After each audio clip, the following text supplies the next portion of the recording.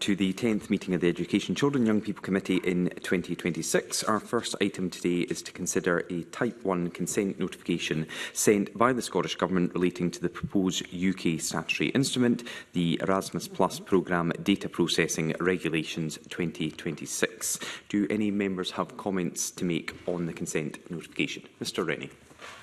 Convener, I think it's important to put on the record that it's 5 years on from when the SNP government made a solemn promise in their manifesto, which, if the committee will bear with me, reads, "We will create a Scottish programme of exchange to provide mobility and cooperation opportunities in higher education, vocational education and training, school education, brackets, including early childhood education and care, adult education, youth and sport."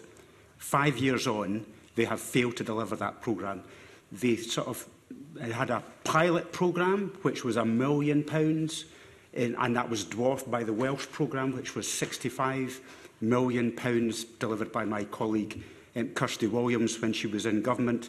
It has taken this Labour government to help the SNP deliver its own manifesto promise, this Labour government, to do that. I think manifesto promises are incredibly important, and for the young people across the country who were given hope in 2021 that this government would give them an exchange programme equivalent to Erasmus, I think they have been badly let down, and I think it's important to put all of that on the record, Convener. Thank you. You've done that. Do any other members have any comments to make? No. Are members content to agree to consent to the SI and write to the Scottish Government accordingly? That is agreed. Thank you very much. Our second item of business is an evidence session on school reform, curriculum and assessment. And can I welcome our first panel this morning, who will be focused on the curriculum improvement cycle.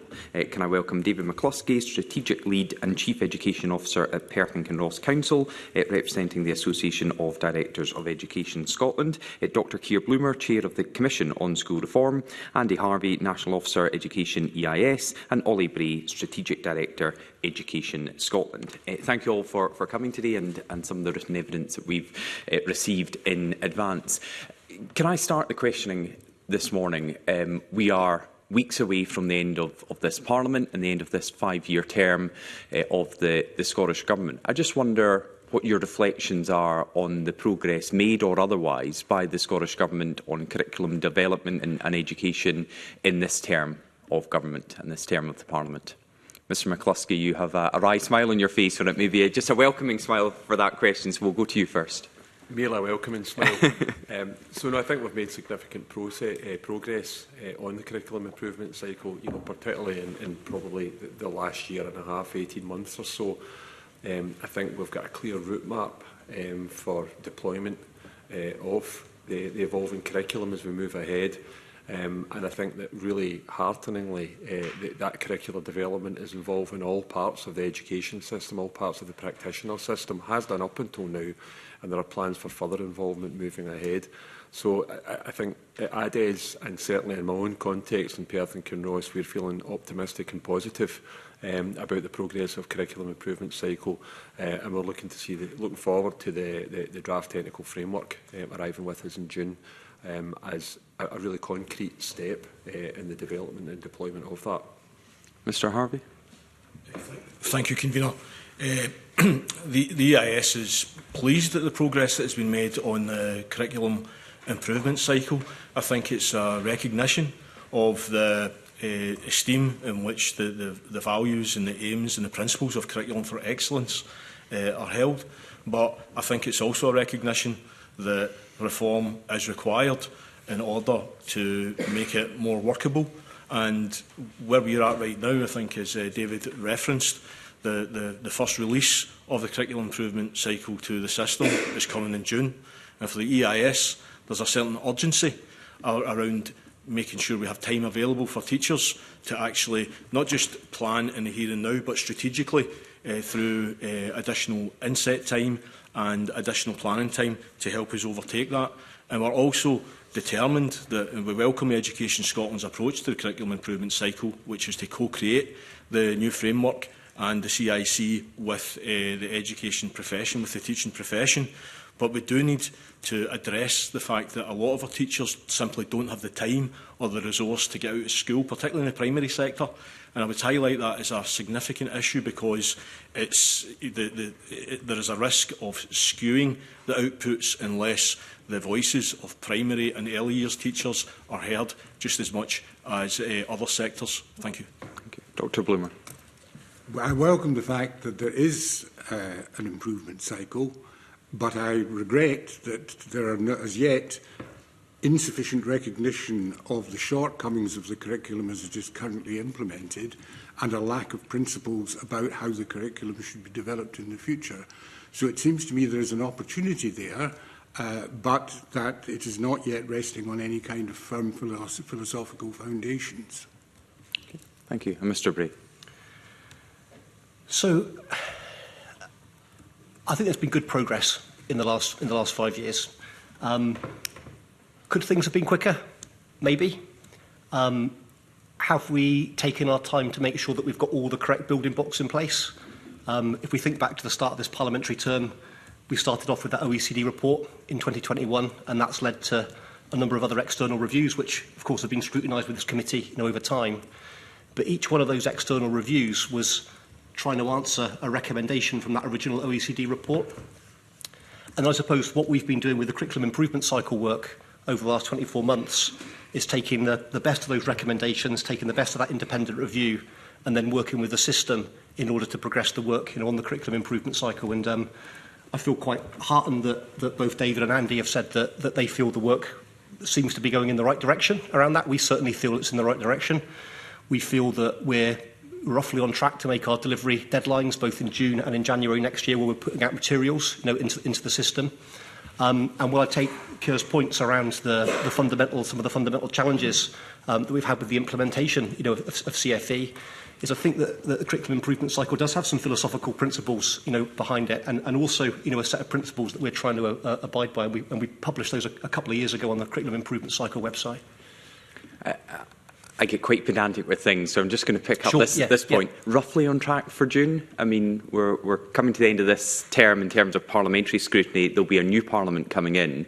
Can new MSPs and a new education committee expect that you will deliver what you've said you will deliver in June? Roughly on track doesn't seem to be a cast iron guarantee, but maybe it's just the way you phrase things. Yeah, it is the way that I phrased it. So we feel that we're on track for June, and just for the committee's benefit, and there may be a question on this later, is that when we get to June, what we're planning on publishing refreshed draft curriculum guidance, and as David and Andy have hinted at, a draft technical framework. And again, just for the committee's benefit, and apologies if people know this, when we talk about the technical framework, in Scotland, we mean the materials that teachers and practitioners use to plan learning. So currently in Scotland, that would be things like the experiences and outcomes, it would be things like benchmarks, it would be local approaches to progression, it would be things like Qualification Scotland exam syllabuses around that. And as part of the curriculum improvement cycle work is that we've been thinking about how do we evolve the technical framework to try and produce something which is arguably more fit for purpose for 2026 and beyond. And Mr. Bray, you mentioned could things have gone quicker, and you kind of left that as an open-ended question. Mr. McCluskey, you started by saying that the progress has certainly been more significant in the last 18 months or so. Has some time been wasted during this Parliament? Could we have made more progress quicker over the last 5 years?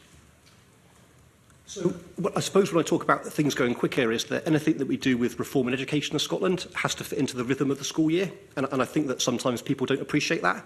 When we think about planning in order for curriculum change in terms of how we introduce things in schools, we need to be really, really cognizant of school holidays, of other things that are happening in the calendar cycle, Qualification Scotland exam date as a result of that. So sometimes we have to pause and wait for a moment before we can go forward around that. And I think these are not unknown dates to you. No, they're not unknown obstacles that you have to navigate around. They're not unknown obstacles, but I guess the point that I'm trying to make, Mr. Ross, is that sometimes I think there's a perception that the work can happen all of the time, but actually that's a very, very difficult thing in order to happen in schools, because there are natural pauses within the school year that we need to do it, and sometimes people that don't work in education, or people that are trying to introduce other areas of policy or other areas of change, don't appreciate the delivery, I suppose, that our schools and our local authorities and our teachers are going over as part of that as well. So could a delivery have been faster? Yes, it could if we were working on it constantly all of the time, but that would have had a significant effect on things like teacher workload. It would have impacted, as I think the term I've used is the rhythm of the school year around that. Mr McCloskey. Yeah, and I suppose just to kind of build upon what Ollie said there, you know, this work is involved a significant amount of sense-making probably at the beginning, you know, and thought to ensure that we are sitting in sound principles, I think, and that takes time. I think the consultative nature of the work is as well, if you are going to involve the system as in practitioners, those practitioners, as Andy said, have all got day jobs as well, so we have to be really mindful of that if we're going to get the co-creation that we would want to make this a successful curriculum improvement cycle. And I think the other thing that we're acutely aware of at ADES and certainly in the day job at P&K I'm acutely aware of is about that capacity, that system capacity to take on the new and the developing within workload and within the kind of pressures that we all face within the education system at any given time. So that all makes it sometimes quite a tricky space and quite a kind of dynamic space as well in terms of, you know, the speed of things to move forward. You know, I do think that the June publication will represent the next concrete step that will be really apparent and visible to those who have been involved in that co-creation. And you know, my expectation and hope is that people will see their own voice represented in that once it's published. And Mr McCloskey, can I just put Mr Harvey's point to you as a director in Perth and Kinross and from ADES? Do you recognise that particularly teachers in the primary phase don't get enough time out the classroom or the school to help develop some of this work, and what can be done to address that? So I think it is challenging. Just the way that education is delivered in the primary sector and the secondary sector can sometimes mean that, if you like, that class cover that would be required to allow practitioners to engage can be tricky. And I suppose you know, we've got a local approach in Perth and Kinross in terms of a peripatetic team that are there to allow that to happen. So they'll go in and do class cover to allow that engagement in leadership in general. And I think most of my colleagues across the piece would look to have something similar. I think in terms of ADES, you know, we were hearing from some of our primary specialists that they felt that they could have been more cited on this work, so we engaged with them and linked them together with Education Scotland to ensure that they felt their voices were more heard. But I would agree with Andy, I think it is a challenge for us all moving ahead. Mr Harvey. Convener, could I just maybe, I would agree with that, but could I maybe explain a wee bit why this is so important? I mean, obviously our primary teachers and our secondary teachers, they're both very, very busy, but they do have their own patches of interest, you know, where I think the secondary school is largely driven by the senior phase and the examinations in that area. In the primary school, and of course by subjects, in the primary school, our primary teachers are specialists, you know, in generalism right across the way. So all of the work, all of this work that's coming towards them, it has to be manageable towards them working across all 8 curricular areas and then the cross-curricular themes. But I think that because of that, teachers will come at things in a different way, and that's why the outputs are so dependent on the inputs. So let me give you a wee example. Obviously, I'll take political literacy, which is one of the things that I'm sure that the colleagues here will be interested in. But, you know, if you take a bunch of teachers and get them to talk about political literacy, I guess there's almost a kind of inevitability that that's going to lead towards the discussion of, like, the modern studies curriculum and electoral politics and civil rights and such. But, you know, our early years teachers, for example, they do political literacy as well, but it might be about sharing, it might be about using your voice, it might be about you know, your sense of self and those around you, so which is much more fundamental. And there needs to be a parity there and an understanding so that we can get the cohesion absolutely right. Because one of the other issues that has been raised by the OECD and various other reports is the tendency of the senior phase to drive the rest of the curriculum, when what we're looking for is a real you know, integration and cohesion there. So that's why that's important. Thank you. And Dr Bloomer, finally from me at the moment, when you chaired the Commission on School Reform, Is this where you expected Scottish education to be in March 2026, or are we behind or ahead of where you hoped we would be? It most certainly is not where I hoped and expected that Scottish education would be. I mean, I think what's been absent from the discussion so far is any recognition of the utterly lamentable state of the Scottish curriculum. The fact of the matter is that we know very little, far too little, about how the Scottish system is actually performing. The lack of data is a really serious business in Scottish education. We used to be better informed than we are now. At this moment, the only really objective source of information that we've got is PISA.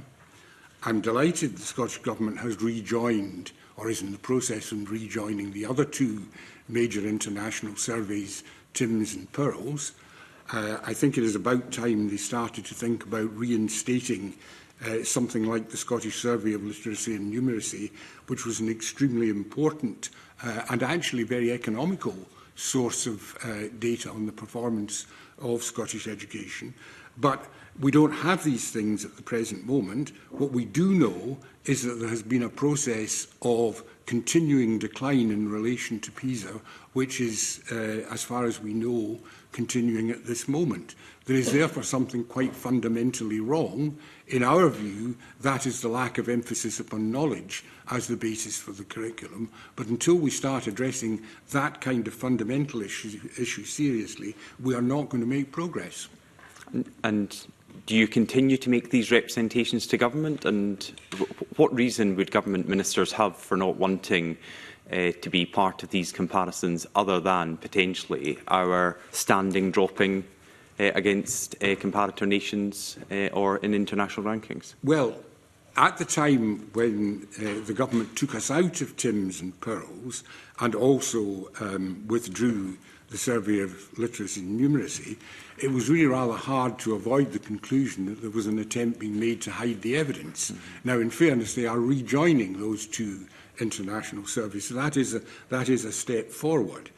We will have slightly better knowledge about our performance in the future than we have at the present moment. But I also would recognise the fact that the Cabinet Secretary has, on several occasions, made statements about the importance of knowledge, but we are not yet getting that fundamentally built in to the reviews which are going to be undertaken, and a recognition that that is the essential cornerstone of the curriculum, without which nothing else will succeed. So, Mr Bray, from Education Scotland's point of view, if the Cabinet Secretary is giving these positive comments about knowledge, etc., why is it not being carried through? Do you not feel you're getting that direction? Is it more words in the chamber or in press releases rather than instructions? No, I think that's exactly what we're doing, Mr Ross. So why does Dr Bloomer think you're not? I'm not sure. So maybe Dr Bloomer's not cited on the work that we've done. I mean, I read Dr Bloomer's report for the Commission of School Reform. On that, there are some aspects of that I agree with, but the bit that I think is fundamentally missing from the report is it doesn't take into account any of the work that's gone in the last 24 months as a result of that. Now I'm not sure why that is. We've not had a discussion about that. I would welcome a discussion about that. Offline. That's why you're here today. As a result of it, yeah. But it's not to get into a debate today with Dr. Bloom, who I have to say we've known each other for many years around that. But so maybe can I just give a bit of background? Is that useful, Mr. Ross, at this point? So in terms of how we're evolving the curriculum at the moment, is that we're evolving, as I say, the technical framework, and we're moving away from experience and outcomes. And our recommendation back in June 2024 was to move to what we call a know, do, understand curriculum. So as part of that, we want to be clear about what young people need to know, and what they need to be able to do, and ultimately what they need to understand at developmentally appropriate times within their learning. So all of the work that we've been doing over the last 18 months, all of the co-design work that's been going on that David's already mentioned around that, our teacher practitioners and our partners that have been in part of this work have been basing it around this framework. So The materials, the draft materials that you will see in June, and then the final materials, which we'll publish in about a year's time as a result of that, will be very, very focused, on this.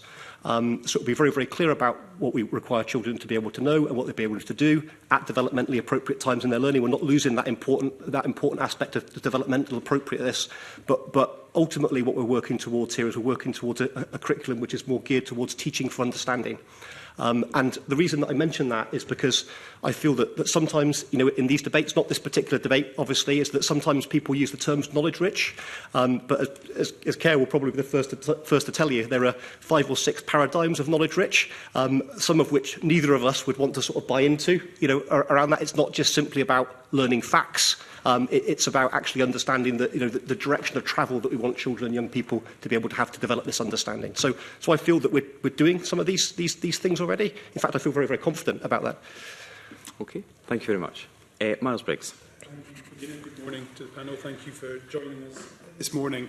I have quite an open question to start off with, and it's around, do you believe there's a clear understanding of what school education is seeking to achieve for all learners in Scotland?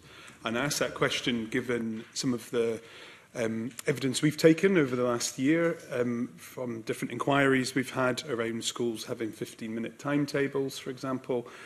So I put that question out there. Do you think there is that clear understanding of what we're trying to achieve in schools? Maybe start with yourself, Andy. Yeah, thanks, Mr Briggs. I'll maybe speak from the perspective of the teaching profession. I think that the teaching profession is largely embraces the values and the principles and the purposes of CFE, of Curriculum for Excellence, and that is about the 4 capacities. Successful learners is important, but also responsible citizens. I've forgotten the other ones now, because I'm in the limelight. But effective contributors and responsible citizens. Thank you, Dr. Bloomer. And there it's a bit about the kind of creating the rounded people, but for the future. But I do believe that we don't really need a debate on knowledge versus skills. I think that's been really, really unfortunate that has happened, because, believe me, as a teacher for 27 odd years, young people are taught knowledge. They are taught knowledge, and they need both knowledge and skills. The big challenge is that knowledge, what they do with it, how they understand it, how it leads to understanding, and how it is applied. And I think that one of the things that the teaching profession is quite clear it doesn't want is a real tight prescription. I think the sort of thing that Ollie alluded to, where it's really a transmission form of education, where young people are vessels and teachers pour information and facts into them. Rather, what we need in the teaching profession is a bit more clarity about knowledge at particular stages that will help us to select the content of our teaching and will help us further realise the visions and the aims of Curriculum for Excellence. Thank you. Thanks. Anyone else want to come in on that? David? Yeah, and it's really refreshing to agree entirely with my colleague from the EIS, so that's the first thing I would say. Real first. I think that idea about... So first of all, in terms of your question about the clarity around about the purpose of schools and education, I think that does rest with the 4 capacities, and they remain unwavering and unchanged. I think that what happens is, in the world that we live in, certain things come in and they cause interference to those 4 capacities, or they cause some to bulge out more than others. I think probably our current qualifications approach is one of the things that can do that, and can create some kind of incentives for schools to behave in certain ways that are sometimes a wee bit not coherent with those 4 capacities. And I think that, the last thing, as Andy has said, it's a false dichotomy between skills and knowledge. Knowledge is really important, but without skills it's nothing, and potentially you're going to a world of rote learning. It's about what's appropriate and right at any given time. Yeah. Anyone else want to come in on that? Said about dispensing with the experiences and outcomes. And that has been one of the central problems in Scottish education for the last, 15 years now. has been the way in which the curriculum is specified, because that is in effect what the E's and O's are.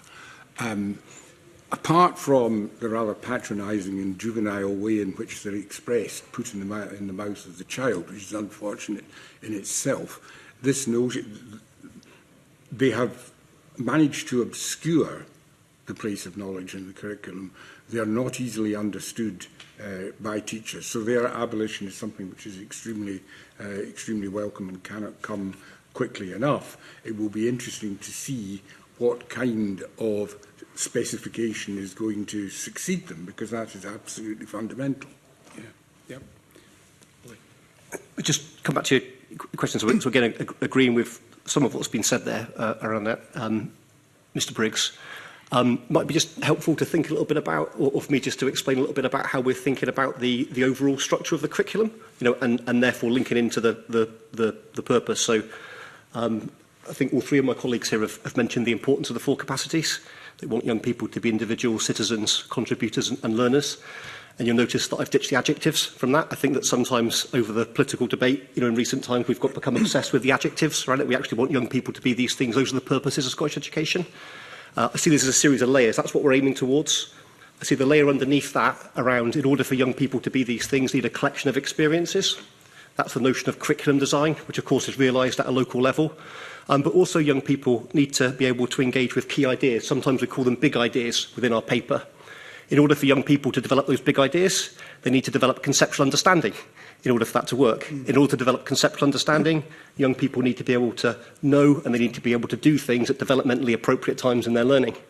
In order to be able to know and do these things at developmentally appropriate times in these learning, our teaching profession needs to be really, really solid on pedagogy to understand actually how young people can achieve these things. And in order to be really, really solid on pedagogy, we need really, really good professional learning and capacity building within the system. So I see as all of those 5 things, I sometimes describe them as the why, the what and the how of Scottish education, that all need to be in place in order to give the curriculum conceptual strength. And it's the conceptual strength that I think, Mr. Bloomer, you mentioned in the support in your report that you feel at the moment CFE doesn't have, and that's one of the things that we've tried to put in place over this work in the last 24 months. Yeah.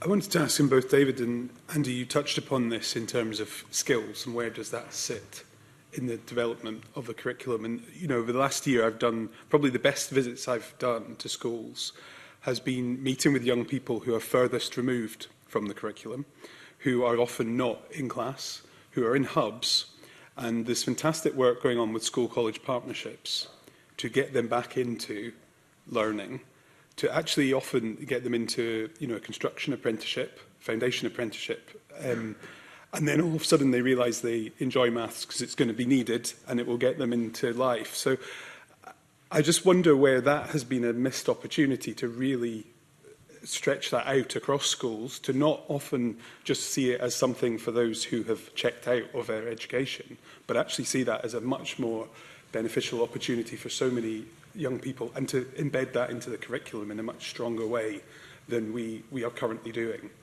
So I mentioned both yourselves, if anyone wants to come in on that point. Yeah, so I entirely agree, and I think we need to look at everything that happens within the learning environment, whether that's a school or elsewhere, as being the curriculum. I think sometimes what we have at the moment is we have a qualification system, if it's focused on national qualifications, that might exclude certain young people, but also might not motivate more of those young people for success. And you've mentioned the applicability of learning has been something that's really important. And I know that nationally and locally across all 32 local authorities, there's been a lot of effort in terms of that applicability of learning, in terms of the use of interdisciplinary learning, etc., in the development of that over time. In all truth, though, that's probably been people developing that together in groups. And I think what the curriculum improvement cycle gives us the opportunity to do is to recognise exactly what you're saying and actually recognise it all in the totality of the curriculum. And I'm sure that when you meet colleagues from Qualification Scotland later on, they'll be able to reinforce that as well, because we do recognise that there are aspects of what we do in terms of the measurability of the outputs that are not suitable for all, and perhaps not engaging for many. Yeah. Andy? Yeah, thank you, David. Thanks, Mr Briggs. Yeah, I would concur with that, and I think also that a rich stream of response would be from Professor Hayward as well, who covered this area. I think one of the issues is that in Scotland sometimes breadth that we talk about in the curriculum has been viewed as the number of subjects that you're doing, when actually a more important thing is to think about, you know, the applicability and how those subjects and the knowledge there actually stretches into other contexts and across. And I think that's why David was referring there to like IDL, interdisciplinary learning, but also project-based learning.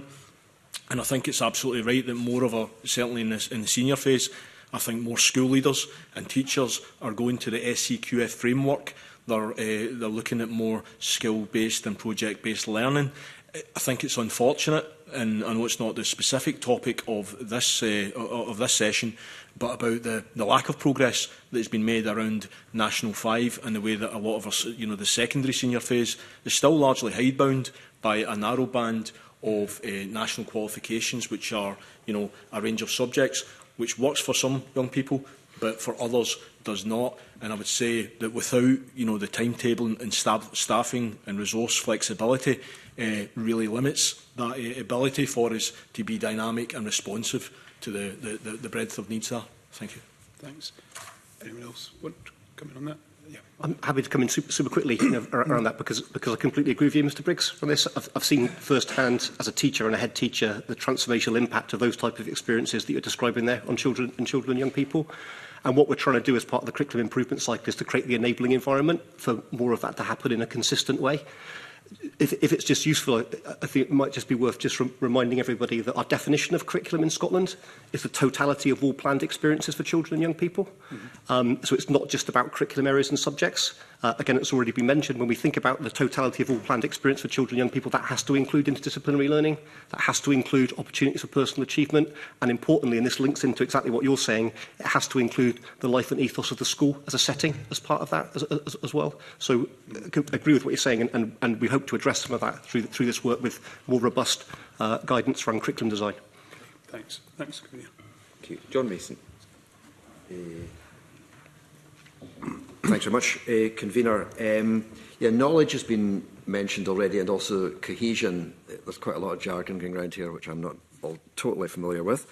But going back to what the OECD said, they said clarifications are also needed around the concept of knowledge itself. And then they go on to say this will also help realign learning through broad general education and the senior phase. So I'm interested in this, how joined up we've got. Is it more joined up? Because the suggestion is, and has been, I think, for a long time, that the broad general education and the senior phase are not very joined up. Mr Harvey, I think you used the word cohesion at one point. Yeah, sorry if that was jargon. No, it's the cohesion I got. That's why I'm an English teacher. It's just a word. But yeah, I think that the point that's made in the OECD report does correspond to a reality where, for some time, we've noticed the disconnect between the broad general education and the senior phase, with the broad general education being, well, as it says, fairly broad, but suffering, I suppose, from the fact that there is a vagueness there, that teachers do need support, and in efforts actually to support them, the curriculum has become, or the framework has become, overloaded. In the senior phase, there definitely is a disconnect, because in senior phase, it's about subject knowledge, it's about attaining those national qualifications. And what we've seen is actually backwash of that exam culture into the broad general education in the early years of secondary school. And in some ways, is that a good thing? If that suggests it's more joined up, but you're maybe suggesting that it's having a kind of negative influence. Yeah, I don't think it is. I don't think it is a positive thing. I think it's because I think it is misaligned with the vision of the curriculum. And I think really underlying is the OECD's point there is about we have a curricular vision which is about about 3 to 18 and the 4 capacities, but effectively the curriculum sort of stops at age 15, and then we'll have the senior phase, which is determined by qualifications, and that's not the way that things are supposed to be. So for that to happen, I think it's important that all partners collaborate in the present work. I think it's really, really significant to the success of the curriculum improvement cycle. But I don't think it's just about asking people to collaborate. I think there needs to be a system response in terms of leadership, making sure that everything is moving in the same direction. And I think government has a role to play in that. We also have to think about the role of the inspectorate, because the whole accountability mechanism and scrutiny mechanism does have an impact on, the behaviour of the curriculum. So it's really important that that's taken into account as well. And as I say, that there is a role there for government to play in making sure that the movement forward right across is collaborative and results in more cohesion. Mr McCluskey, cohesion, is it improving or not? I think there's a way to go, and I think it's instructive to think about the kind of key transition points in the educational journey. So if you look at a child in an early years context and what that delivery of curriculum and learning looks like, and then you compare that with a primary one experience, you can see many similarities in terms of the way that learning's actually delivered in the classroom, the kind of pedagogy that's used, even the organisation of the learning. But if you look at the transition point between primary 7 and S1, it's very different. There's far less of a smooth transition, and for many young people, that's quite a challenge for them.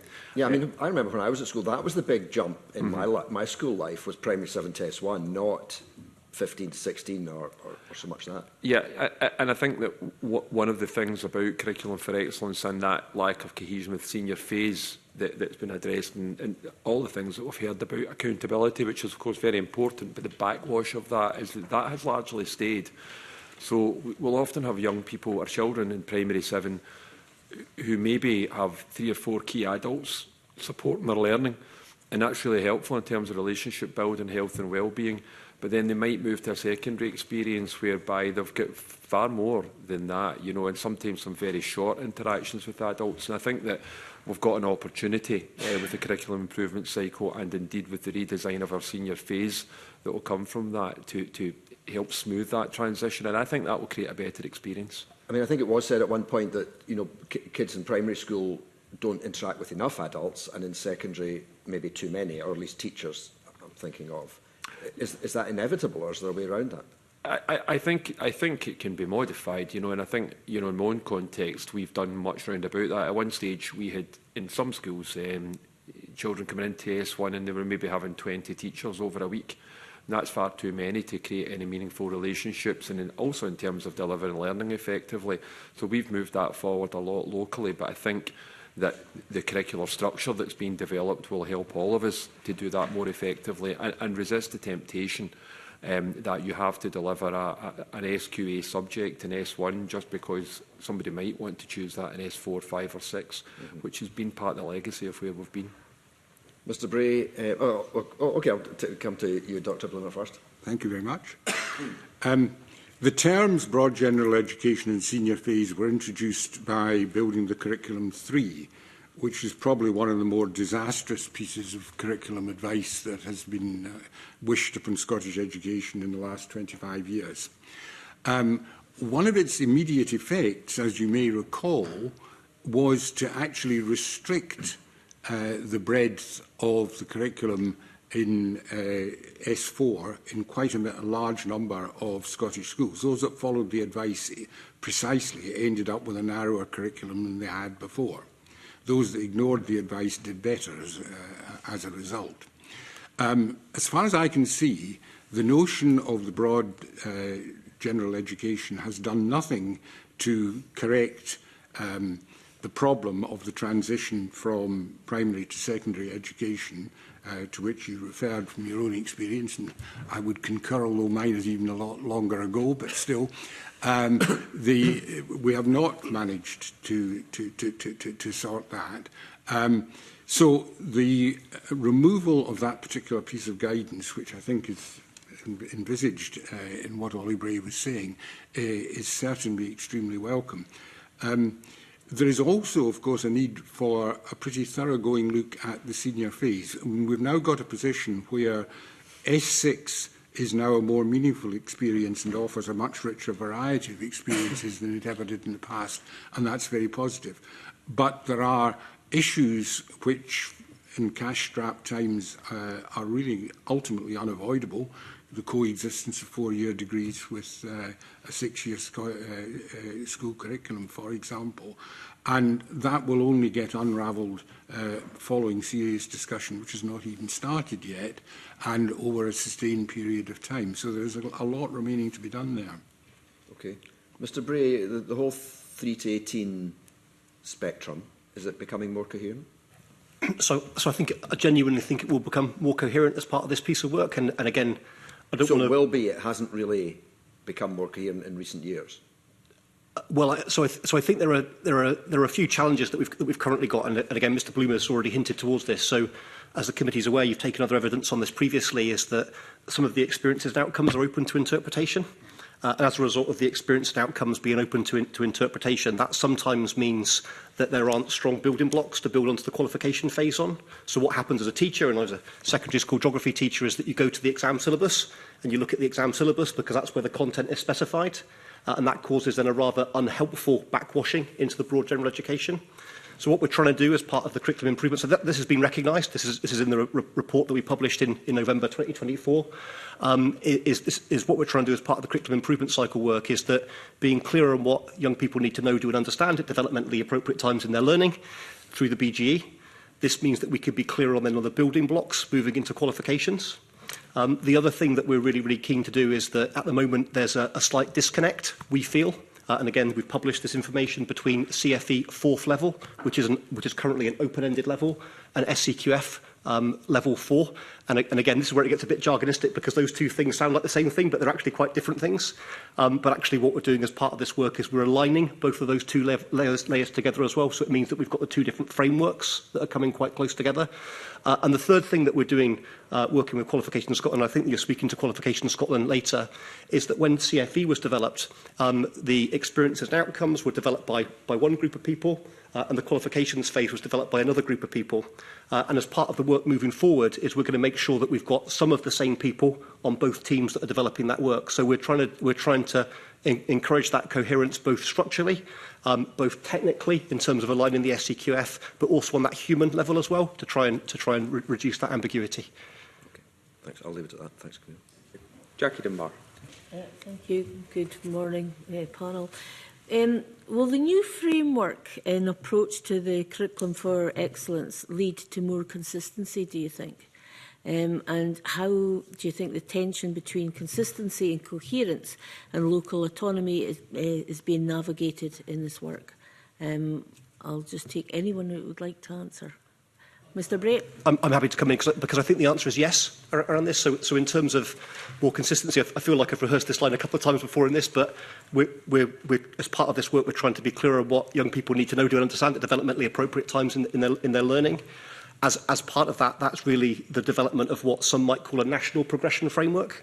At the moment, progression across curriculum areas, well, it exists in literacy and numeracy, is absent, in some ways from the other 6 curriculum areas, but that will be phased in as part of the curriculum improvement cycle. So teachers will be clearer of what's expected from children and young people at these developmentally appropriate times. At a national level or like a local So level? at a national level. Now, that can still be interpreted locally in terms of pedagogical principles, for example, or local case studies that could be used. But the technical framework that we're developing, one of the success criteria of that was also to be adaptable, both for different sectors, early years, primary and secondary, but also different curriculum areas as well.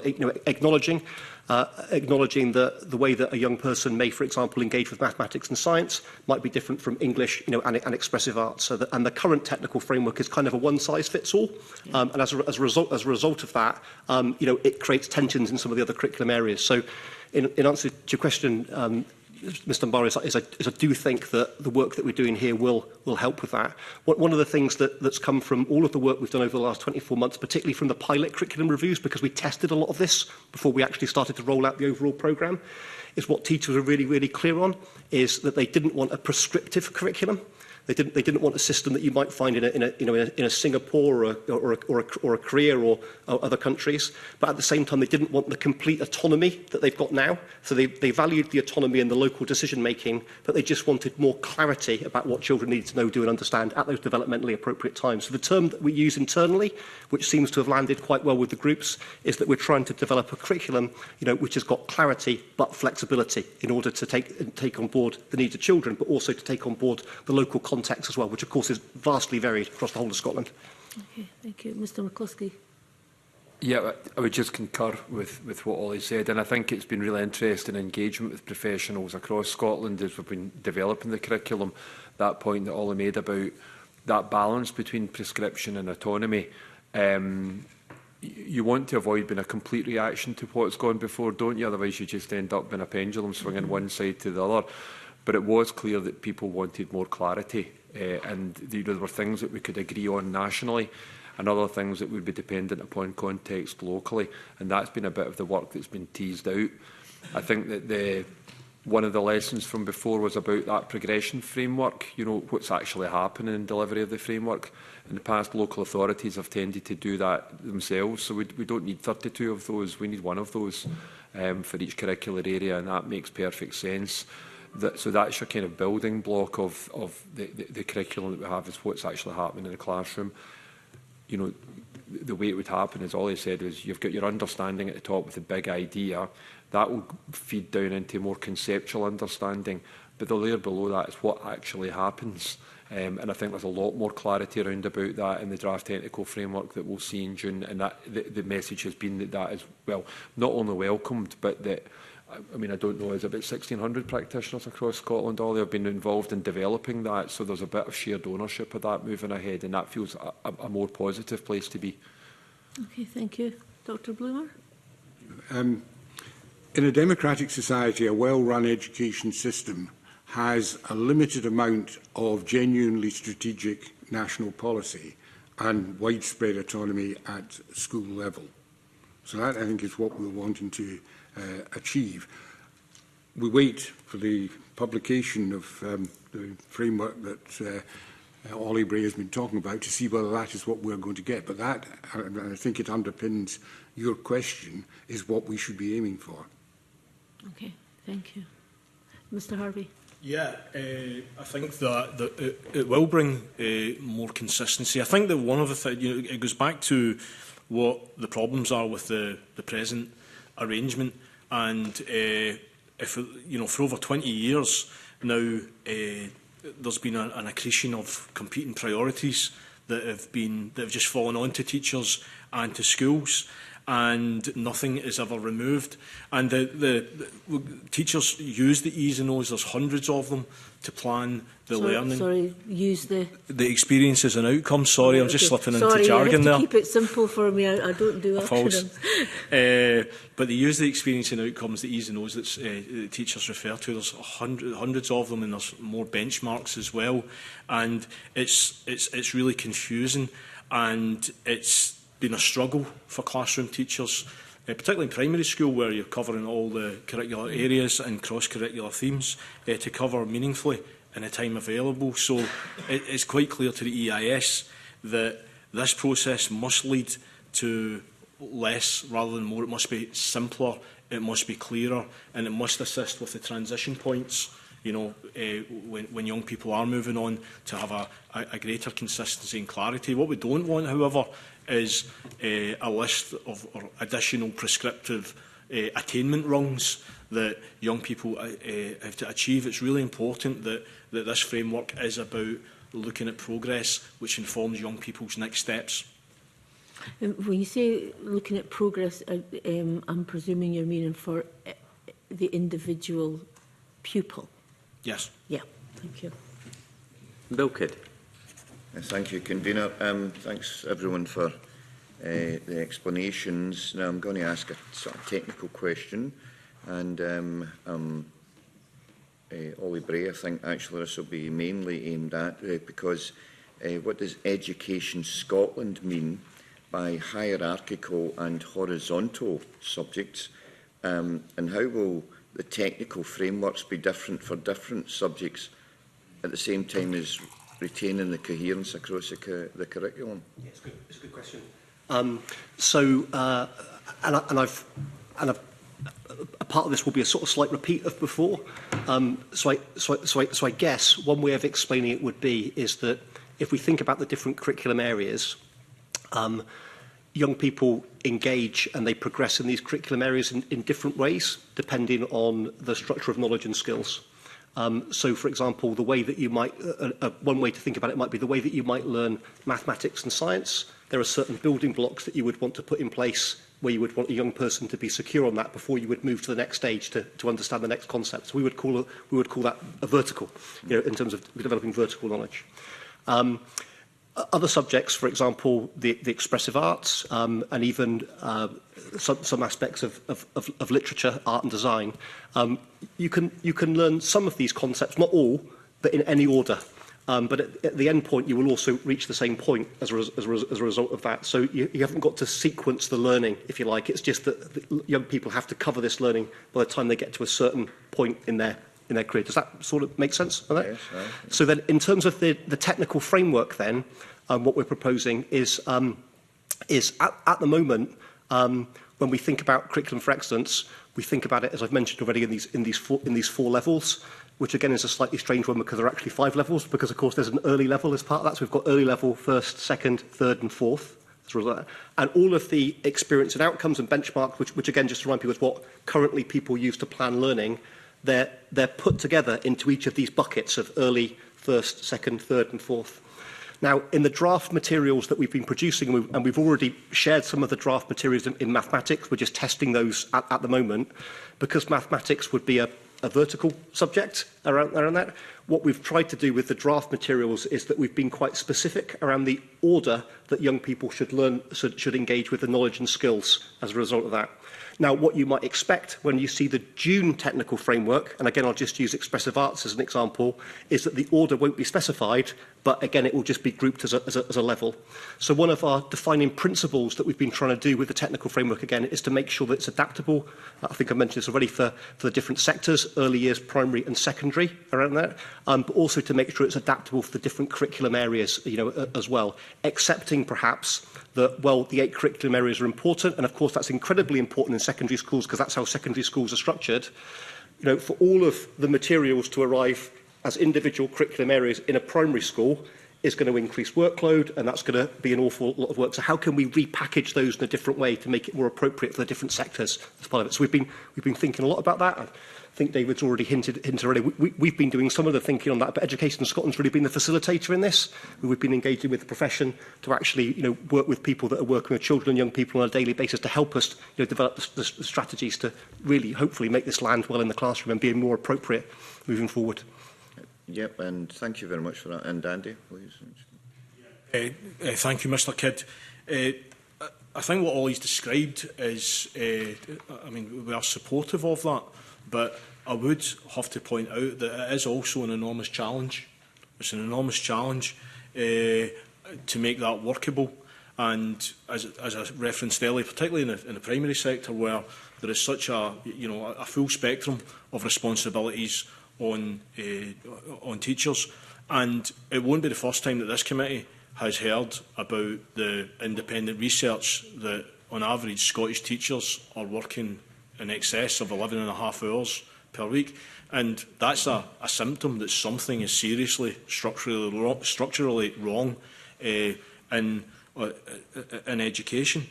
And if there is an ambition to declutter the curriculum, to strip out a lot of the bureaucracy and a lot of the planning and a lot of the documentation, there also must be, in real terms, a reduction of the huge amount of things that schools are expected to cover. And what I would say is that the same workload packaged in a different way is not acceptable to the teaching profession. So what we're really hoping is that the outputs of the CIC and some of the work that Ollie has described there will actually lead to real decluttering and address, to some extent, the workload challenges that are facing the teaching profession, which ultimately will impact on our young people and children. Thank you. So you think, though, if you don't mind me saying, that this proposal from Education Scotland will benefit teachers in their education of children? Yeah, I think it will be better than what we have now. It will be better, but ultimately it does need to be properly resourced, and teachers do need to have the time to engage with it, and that's why I'm saying it's mission critical for the CIC to have for the system to actually start discussing how we support this with time for teachers in terms of a programme of inset days. In the past, we've tended to grant inset days at the last minute when there's been a reform, but we actually have a timeline here where we do have the opportunity to place inset at a time that would lever the opportunities for the system effectively.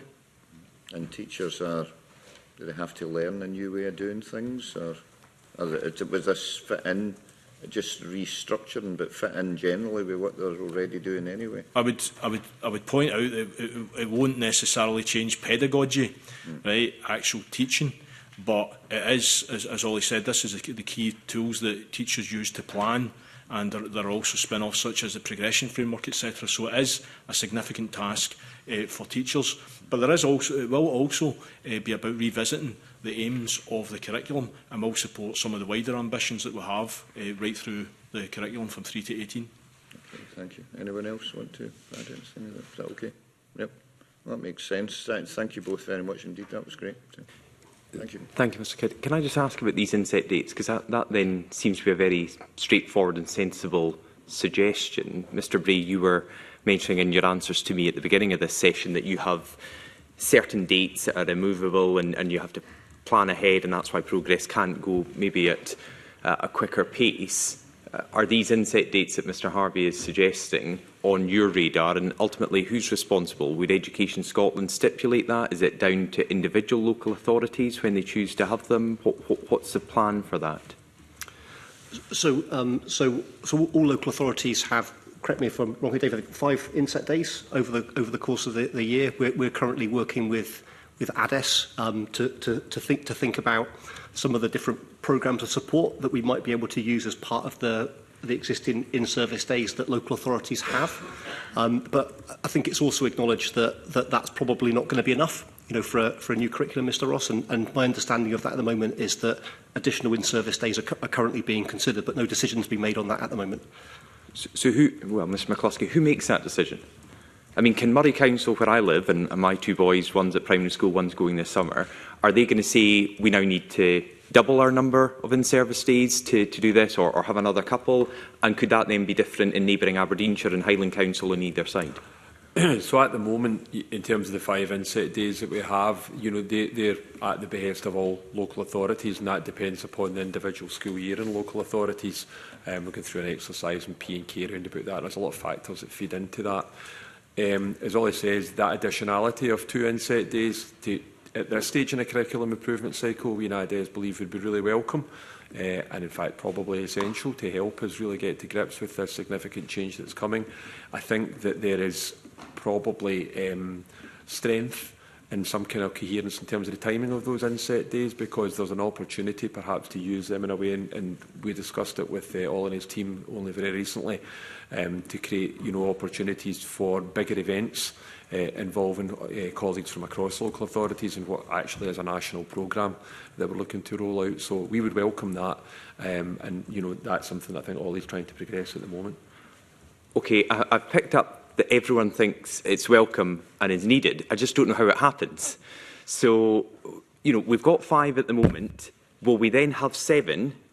And will it be the same in all local authorities? You're suggesting, Mr McCluskey, that would be the way to do it, so you could get bigger groups together.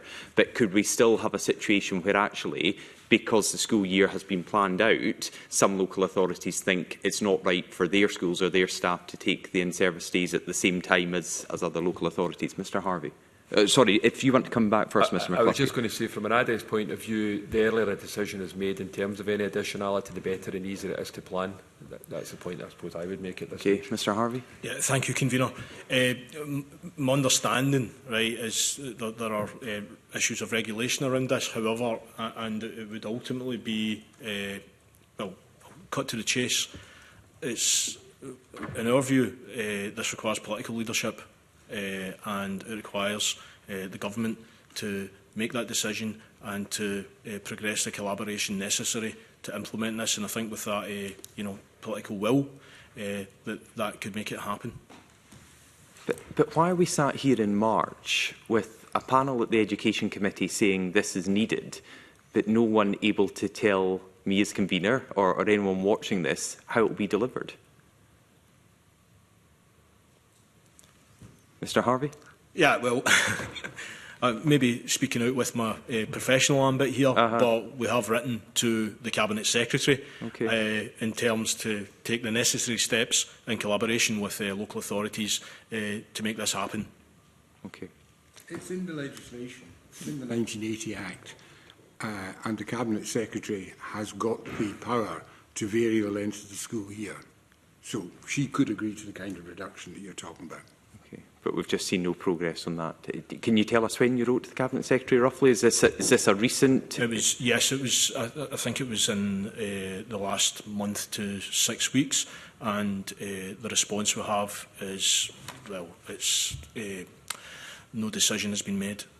Okay. But this is something we need to decide pretty quickly, I'm guessing. I mean, if you got a positive response to your letter, ADES and others could then start planning this in the 32 local authorities. Education Scotland could be working with them about what they would deliver. You need this sooner rather than later. I think what the opportunity we have here, because we have a timeline, it is important the first outputs of the project are hitting the system at the end of June. Mm-hmm. That's the timeline. Thereafter, there is quite a short order of action points that need to be met. So I think that's the benefit we actually have, is that we'll have that timeline, and it would be, unlike situations in the past, this would be an opportunity to strategise and make sure that the requisite time is identified and is located at appropriate points where it could be best used and supported. Okay, thank you for that. Paul McLennan. Convener. First of all, declaration of interest. I used to be in the Commission for School Reform when I was an East Lothian councillor a number of years ago. I was also an advisory board member with Enlighten, who were Reform Scotland at the time. We've heard around about the aims of reform. I think we've talked about the changes being proposed. I want to talk a little bit more around about the process itself. Now, the process obviously includes a wide range of stakeholders, including teachers. But how will the process ensure that outputs, approaches, names of the update curriculum are well understood and accepted across the whole profession, which I think is key? Mr Bray, I'll probably come to yourself first of all, if that's okay. So I think there's a couple of things there. So first of all, the way that we're going about developing the technical framework this time round, I wasn't involved in the development of CFE. I was involved in the implementation of CFE at the school level. Feels very, very different to how we've done it previously. So it's highly practitioner focused. So, for example, in terms of our co-design groups that are currently writing curriculum, whenever we've got a co-design group that's working on curriculum, we have a rule that we try and make sure that for every 4 people in the room, at least 3 of those are practitioners, people that have got contemporary classroom experience. And that's where the figure that David quoted came from there, is that we've got at the moment over 1,500 classroom practitioners and setting leaders that have been involved in this work. And that in itself, I think, because of the way that things have been generated, gives us buy-in across the system. Because what we're trying to do is we're trying to get that balance, which is always really, really tricky, of something which is nationally led, but at the same time as well has good bottom-up momentum and good buy-in across the system to sort of try and make that work. So I think that's one of the ways that we're doing it. Yeah. Well, David, I'll probably come to yourself, obviously, from the ADES point of view as well. And again, I think it's can mean the curriculum will probably look slightly different in terms of different parts of Scotland, obviously, in terms of, and it has to reflect those local issues. I think and Ollie mentioned about the practitioner point of view. Where do you kind of see that? Obviously, the same question, but where do you see that, obviously, from the directors of education, and how that then is implemented across the various local authorities? Yeah, so I think the job of ADES is to bring those directors together and actually other local authority staff together, and then school staff together in that kind of shared space where appropriate. So we've run a number of joint sessions along with colleagues from ADES for people perhaps at level below director who are part of the implementation in local authorities. That then has led to sessions in individual local authorities. So there's been a good number of head teacher sessions, practitioner sessions, school leader sessions, and a bit of joining up as well of local authorities as well. So where we've got, regional improvement collaboratives sometimes, because, all these teams are relatively small, so there's a bit of economies in scale round about that place. And I think the job of those at director level and local authority is to help people in the system get this message in a digestible way. And that's been the work that's been ongoing, so that they feel that they are involved and they actually are part of that co-creation. But in terms of the workload that Andy's mentioned, that we're actually giving that to them in a way in which it's digestible, not overwhelming, and understandable and applicable as well. And that's been where a lot of our work has been at local authority level, and ensuring that people don't panic, quite frankly, and they don't worry unnecessarily, but they're actually cited in terms of the creation if they feel that they've got something to give in it. But they also understand that they will be supported in terms of implementation when it comes down the line. So that's all a bit of a delicate balance, and I think that that's part of. So an example would be, and I'm sure I'm no different from other people in my position, we, in our education improvement plan, one of our 3 priorities will be about curriculum development, and we're encouraging all of our schools and settings to have a priority around about curriculum development.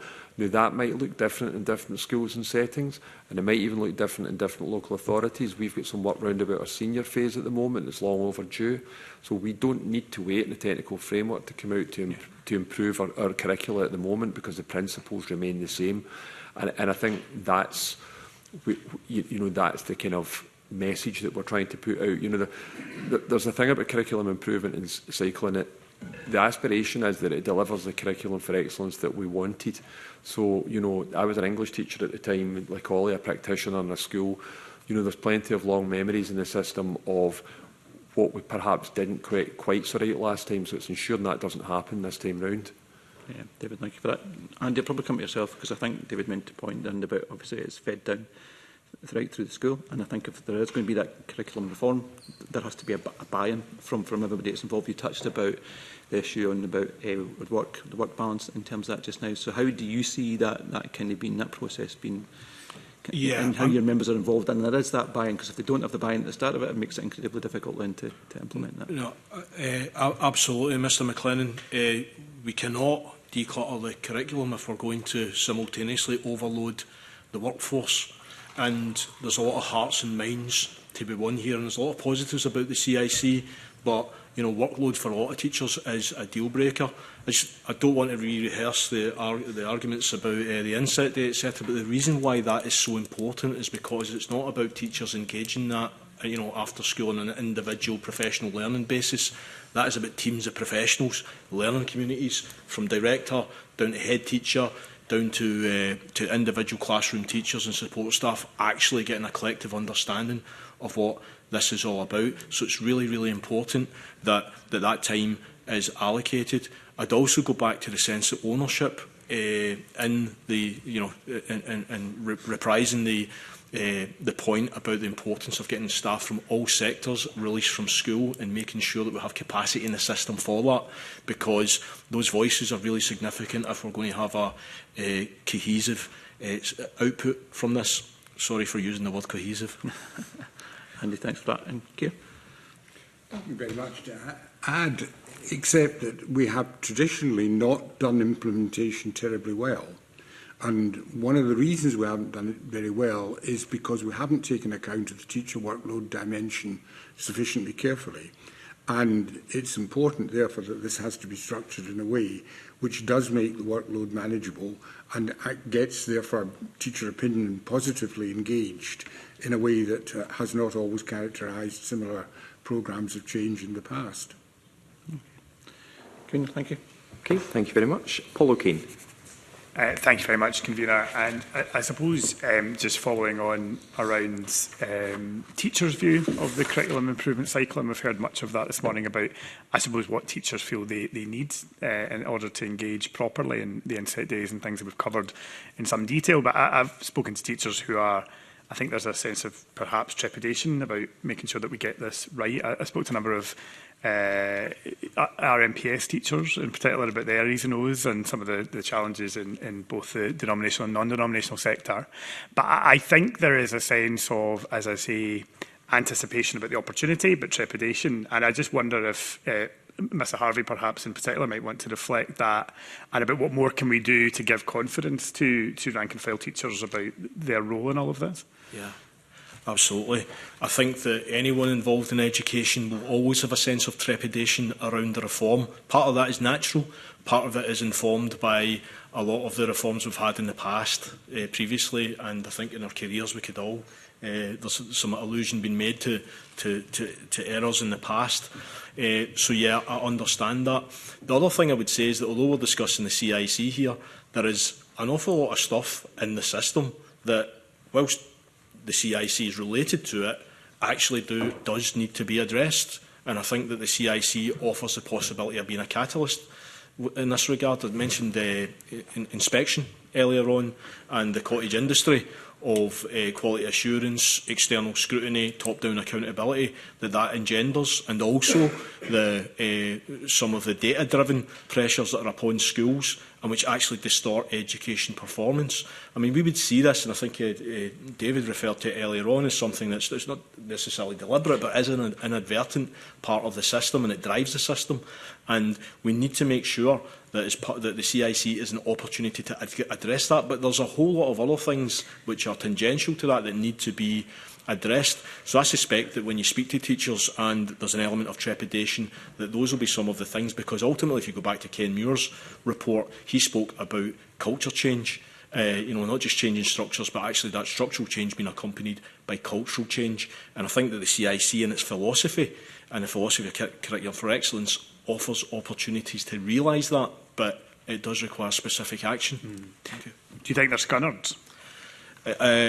Absolutely, absolutely. I mean, what a great word to describe how the teaching profession feels.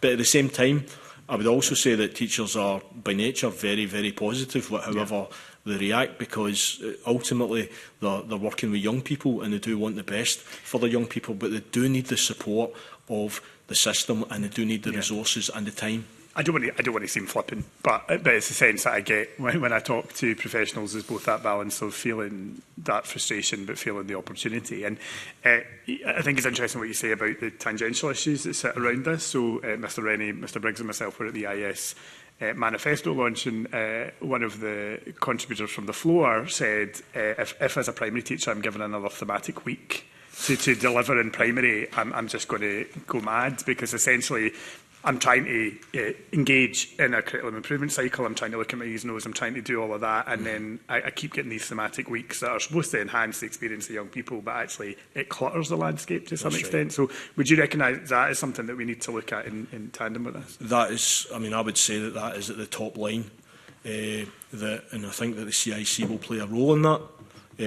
But we do need to remember that idea about decluttering. That must be doing less but doing it better and doing it aligned with the principles of the curriculum, because what you've just described there is a characteristic for all teachers. And all that work, talking about the 11.5 hours in excess work, that's teachers sitting at the coffee table at night with piles of work planning, or sitting around the laptop at the weekends or that. And this is where we often hear, actually sometimes from teachers' families, how difficult it is, and therefore, this message goes around that teaching is an onerous profession. Actually, it can be a very inspiring one. Thank you. Does anyone else want to offer a reflection on any of that, David?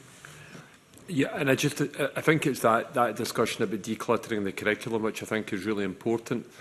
But I think what's also really important is that the curriculum is not then reduced and become excessively narrow.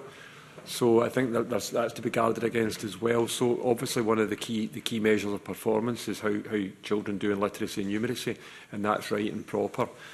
But we have to find something which allows the proper breadth of curriculum to be delivered, but does it in a way that is actually not overly bureaucratic, and not leaving. You hear the phrase a lot from teachers, particularly primary teachers, I think possibly about cottage industries. That's a phrase we hear a lot. So that there's that balance, and I think the other thing I would reflect on is leading the curriculum qualifications network for ADES. you know, we come together as local authority officers, and even within that network, Ollie and his team will come and talk to us. There's always a point, people want to be involved in the development phase, but you can feel a bit of panic when we get into things and say, well, you're not quite there yet with that, we're still discussing that. So we need to be really mindful about how, I think it probably picks up in the question from Mr McClellan about how and when we actually engage professionals so that they feel appropriately engaged, but as you say, they're not overwhelmed in that. So. I wonder if I can just move this on slightly into a different area, and I may be about to open a can of worms or reopen a can of worms. But in the 2016 Act, there was obviously a wide discussion about the role of the Chief Education Officer, and there were statutory powers that weren't defined in terms of what further role the Chief Education Officer might have in this area, for example, and without relitigating much of that, I just be keen to get a sense of, do you think there is a wider role for the Chief Education Officer in this space on a local level? I'm not asking you to define what that would be today, but is it a debate that we should be having once again in light of wider curriculum improvement? I appreciate panellists may take different views. So, and I suppose I have to go first on that one, being a Chief Education Officer, really. So, well, yes, you know, it's important that if you like, the levers to make change are situated appropriately. And I think that's an ongoing discussion that IDES have in a variety of different fora at the moment. And you talked about the 2016 Act, and that's something that's part of discussion at the moment. I think what's really important for us, and without being glib, is that idea of partnership. So what's absolutely crucial for me in my role as Chief Education Officer is that as part of IDES, the cohesive of IDES, we have a seat at the table to engage with Scottish Government colleagues, and in this particular instance, crucially to engage in a really kind of a basis of equality with colleagues from Education Scotland in terms of the rollout and delivery of this piece. So we feel that our voices are heard in terms of our roles as directors or chief education officers, and that's been you know, one of the big positives in terms of curriculum improvement cycle. And you know, being in a classroom the last time we looked at curriculum reform, I can't speak as to whether that was the case then or not. Well, Dr. Blumer, do you have a view on whether we need to revisit much of that debate around the role of a chief education officer in local authorities and a direct read across to the curriculum? I would see it in a slightly wider context. It used to be the habit that at intervals of about 15 years or so, there was fundamental legislation on Scottish education. So there was a Base Act in 1946 and 1962 and 1980, and there hasn't been one since. And that, in my view, is has been misguided. We do need another piece of fundamental legislation because, and this directly touches on your particular concern, the way in which education was managed in Scotland in 1980 is very, very different from the way in which it is managed in practice today. I mean, if you look at the 1980 Act, it is almost all about the duties and responsibilities and powers of local authorities. Something like Education Scotland doesn't get a mention. So we are operating in a situation where the law describes something which no longer exists, and there is no regulation of what actually does exist or the place of the Chief Education Officer within it. So, I mean, my answer to your question is yes, we do need to look again at that, but I think we need to look at it in the broader context of the fact that we really do need a consolidating act to succeed the 1980 Act and roll up the multitude of pieces of legislation which have been enacted since 1980. Thank you. Anyone else want to make comment? No. I dare say that will be an agenda for the next Parliament and perhaps the successor committee, but I think it's useful to have it on the record this morning. Thank you, Convener. So since Mr O'Kane has opened this can of worms, I mean, do we need 32 directors of education in Scotland? Mr McCluskey. We have 32 local authorities in Scotland. So in that sense, the answer is simply yes. I would say, though, that... Well, we used to have 8 police forces in Scotland and 8 chief constables and numerous deputies and assistant chief constables, and a decision was taken that despite that historical precedent, things could change. And I was a councillor for 10 years, and I worked alongside several directors of education. And back in that time, in my time in local government, I wondered, is this an area where we needed that role replicated in every single local authority, when much as what we've been discussing today is Scotland-wide? So why did Murray need a Director of Education when we were cutting teaching assistants and such like? Education was a budget that we were always struggling to meet. Yet we had a Director of Education, so did Highland, so did Aberdeenshire, so did Aberdeen City and every other 30 of the 32 local authorities. And I think that the evolution since that time has been that not all local authorities have a Director of Education anymore. And I've got quite a long and convoluted job title, but the bit in brackets afterwards is Chief Education Officer. I think that's the key thing. I think directorship posts traditionally perhaps have been wider in terms of education and children's services, as an example. And a lot of local authorities are evolving their management framework in light of the fact that we have 32 local authorities, so perhaps that's not appropriate for a directorship level. I think that while we deliver education in Scotland at local authority level, and we have that role within COSLA, I think that somebody being statutorily responsible or responsible for delivery of education within that local authority is crucial. Become responsible. If we don't have an individual Director of Education for each of the 32 local authorities, in the same way we no longer have a Chief Constable of Grampian, of Tayside, of Glasgow, we still have people responsible. But there were efficiencies made. And I just wonder why this is an area you, and I assume ADES, don't agree there is an ability to make efficiencies.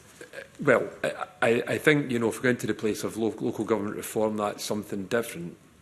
What I would say about my role in terms of the impact of that role, in terms of context as well, is that Perth and Kinross is a very different context from the broader Tayside region that previously existed. I think my role, I have over 3,000 employees. I think my role in the span and scope of that allows me the correct balance of breadth and ability to influence change within that local authority. And of course I would say that, because otherwise why would I be doing my job every day the way that I'm doing it? And ultimately, if change comes down the line, we will all adapt and change to that. But I think there is strength in the current balance between locality and breadth, which is always a dichotomy, isn't it, a dilemma. Paul McLennan. Because again, I can speak to experience. In 2010 to 2012, I was council leader in East Lothian. We talked around about a shared service between East and Mid. And one of the key issues in that was a guise in about a single entity, which kind of prevented it happening before there was a change of administration. It was Labour Tory Council came in and didn't look into it. But that principle had been established about a shared service, which included Director of Education level, but a true shared service between two local authorities. It was at the time of the Christie Commission and so on. So again, I would be interested in thinking, what would stop us doing that now? And I think you kind of said, David, in terms of where we are and the breadth and whatever, but what would stop us doing that now? And I suppose maybe open it up, if I don't know if we've got time, but what would stop us doing now? Because we've lost the principles of the Christie Commission in all levels, whether it's a national government, local government. Christie Commission then about shared services was incredibly important. So I'll open it up, but that was a real live experience about where we tried to go down and embed the principles of the Christie Commission at that stage. So I think one of the things is the fact that in terms of local government organisation and my responsibilities within that, I'm accountable to the elected members of Perth and Kinross, who are accountable to the residents of Perth and Kinross ultimately. So that would be a challenge in terms of our governance and the way that we operate as an education. An SNP-led council in East and a Labour council in Mid, and both local authorities had gone down and approved that. So it had the local governance, it had gone through the local governance and so on. So again, I know there needed to be political ambition from local authorities to do that. But in terms of that had the political governance to go ahead and go down that particular route. So I'm probably talking from an education point of view in terms of why, and it comes back to the point the convener mentioned, if it is, why do we need 32 local authorities with 32 directors? Or can we look, for example, this is something, and this is obviously something I've not discussed with the CABSEC or anything, but that was a live example about us trying to do that in 2012. Well, you know, much of that is not in my kind of gift or experience probably at the moment is what I would say, and that's an experience that you've had. I suppose, you know, I'm sitting here this morning speaking from my own experience in terms of, you know, ADES and my role within Curriculum and Qualifications Network, but also in terms of my leadership of education and learning in Perth and Kinross. And that's probably about as much as I could say. I understand your limitations in terms of that. I don't know if anybody else wants to comment on that. I'm going to take in Dr. Bloomer. There have been two instances of that kind of partnership.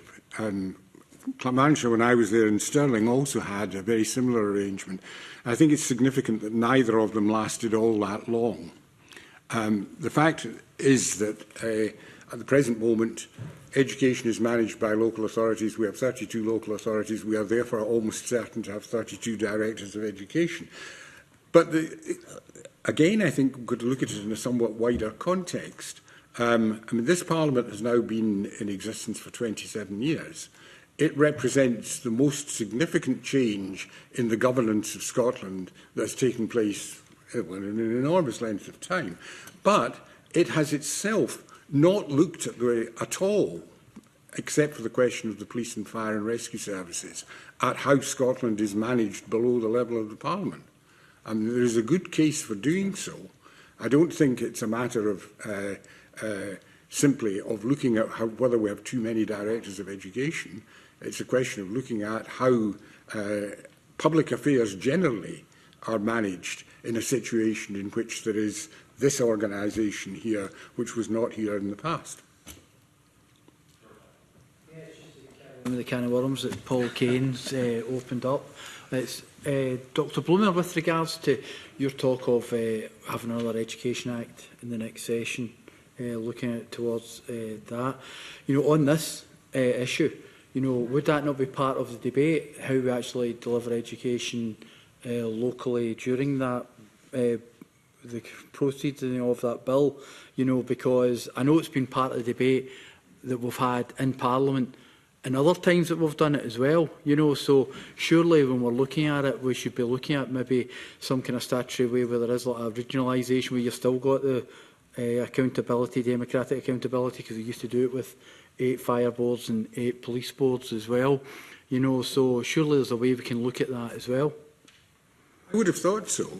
I mean, there are really two reasons for having a new Consolidation Act to replace the plethora of legislation that has been built up since the 1980 Act. The first one is simply that in a democratic society it should be possible for a citizen to find out what the law in relation to education is. And that generally means that they should have a single source that they are able to get a hold of and read. And that, of course, is not the situation at the present moment. We have an Act which is 46 years old, and limitless pieces of other legislation that have succeeded it. So in order to state with confidence what the law in relation to some aspect of education is, an interested citizen has to flick through enormous numbers of different pieces of legislation. That's one reason.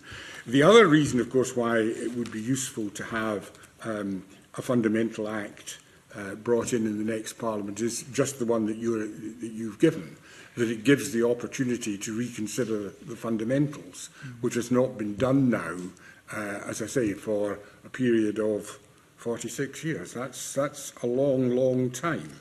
So, yes, I mean, I agree with what you're saying. Okay, thank you. Thank you. Willie Rennie. So, this reform will be stalled, could come grinding to a halt if we have industrial action. Now, we've got some of the key players here that we could solve the problem right now with the teacher contact time reduction and the dispute that's been going on for years now. Can the members here, Mr McCluskey and Mr Harvey, give us an update about where we are, about the potential for this industrial action? No. I think that whilst I appreciate the question, Mr Rennie, and I would commit that you know, the determination of everyone would be to avoid the disruption caused by industrial action. I'm sure David would agree with me. I do think it would be better to leave that discussion to the parties in the room where they are actually discussing that and hopefully aiming at a resolution rather than here. What I would point out, though, is that the whole issue of teacher contact time is fundamental to curriculum reform. And I just want to clarify that if you're party to some of the issues here, that teacher preparation and correction time, it's not like it was in the past where, you know, you may imagine teacher going in the morning, putting some stuff up on the blackboard, handing out some jotters, taking in the jotters and correcting them. It's not about that. It's about a much more dynamic process of planning. Now we have 43% of our young people in mainstream classes with additional support needs. There's a huge variety and complexity and range of additional support needs that teachers have to plan for, and other issues in the class, and also the importance of the feedback is something that we understand much better in terms of individualised progression conversations that we have with young people and all these things. So there's a lot of, I think that the proof of the pudding is the fact that teachers are working in excess of 11.5 hours per week on average, in excess of the contracted time. So that's an indication of some of the issues that are there. But I do think it would be better just to keep our fingers crossed and hope that there is a resolution, but to leave that discussion for the people who have been assigned to overtake it. Mr McCluskey. Yeah, I would just agree that, you know, we all hope there will be a resolution to this. I wouldn't like to comment on that, but, you know, that is something that we all hope for the good of everybody that we get to, well, you know, we consider where we are. Another thing I would also endorse is that, you know, there's no doubt, and this has really been the meat of what we've talked about this morning, hasn't it, about the complexity of the educational landscape is different from it was even 20 years ago. And that means that, you know, what we see as a classroom experience should necessarily be different as well. We just need to consider that. May I just comment? I mean, I think it's more than hope and fingers crossed, if you know what I'm saying. This has been going on for far too long, and the ballot was overwhelming in favour of industrial action, which I think speaks to the mood that's within the profession. So I hope those who are watching are actually, who've got in the positions to make a decision, fully understand how important this is to resolve. Do you want to come back in, Mr. Allen? Just to say, absolutely, I would endorse that. I would also endorse what Mr O'Kane said earlier on about the level of scunner, right, which is the reflection of a working reality there. But ultimately, the reason why teachers want this is to improve outcomes for young people, because we are not going to achieve the excellent education we have when we have a profession that is absolutely worn out. So we need to use this as a part of actually improving the outcomes for young people. So we're hopeful that a resolution will be attained. That's certainly the view of the EIS. Thank you. Thank you. I was just want to move on to the new qualifications Scotland, and the concern before was that kind of sudden departure from the BGE into the, or transition into the senior phase, and how you had the two-term dash, and just this sudden change of culture from one curriculum for excellence with a broader, more inclusive approach, skills right across the piece, to the let's race to get the qualifications done and all prepared for that. Now, what's your interpretation of the new qualifications body? They seemed in the past to be a law unto themselves, and they decided what happened at the end of the day. Has that changed? And what evidence have you got, if you think it's changed, of it changing? Who would like to come in? I mean, I think Ollie will have more concrete detail. I think that cultural change, or cultural shift you've spoken about, that I could certainly speak to in terms of our engagement at ADES with the new Qualifications Scotland and with some of the kind of senior office bearers of that organisation, feels markedly different in terms of the partnership and actually that co-collaboration piece moving ahead, not only with the professionals within the system, but also with learners, employers, that wider world out there. So it feels a more optimistic place to be. In terms of the evolution of the curriculum improvement cycle, that also feels like a more optimistic place, but I'll let Ollie probably take that on. I'm feeling really optimistic as well, Mr Rennie. I would say that the working relationship between Education Scotland and Qualification Scotland is is really, really positive, and it's been positive for the last 12 months since Qualification Scotland became Qualification Scotland. If that makes sense, I haven't articulated that particularly well. And again, just to kind of give that reassurance, when we're talking about the development of curriculum and qualifications at the moment, it's important to remember that we're all in the same room and we're discussing that. We've got these checks and balances now, in place that I mentioned in the sort of the previous question around building out from the curriculum into the qualifications phase. So hopefully that won't be as much of a leap. I've mentioned already around trying to align CFE 4th level and SCQF level 4, and Qualification Scotland are involved in those discussions. I mentioned as well in terms of the development of new qualifications and the development of curriculum about how we're hoping to have some of the same practitioners, not hoping, but we will have the same practitioners in the room around that to make sure we've got that there. And the other thing that I didn't mention in my previous answer is what we expect.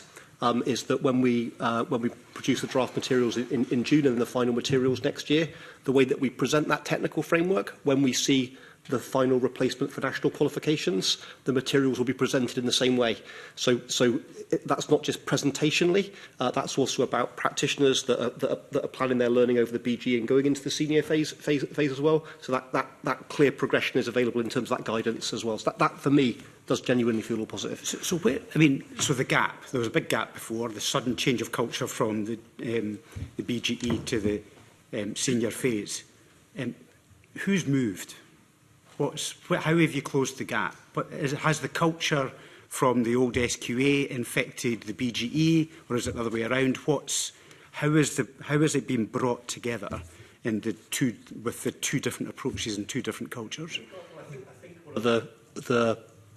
one of the key drivers of reform, which has been mentioned in a number of these other independent reports, is that curriculum needs to drive qualifications, not qualifications driving curriculum. And we've already mentioned that backwashing effect from that previously. So as we've been carrying out this work over the last 24 months, we've gone into that with that in mind. But we've gone in with that in mind, knowing that nearly all young people will take some sort of qualification when they get into the senior phase anyway, which means that also needs to be done in joint partnership.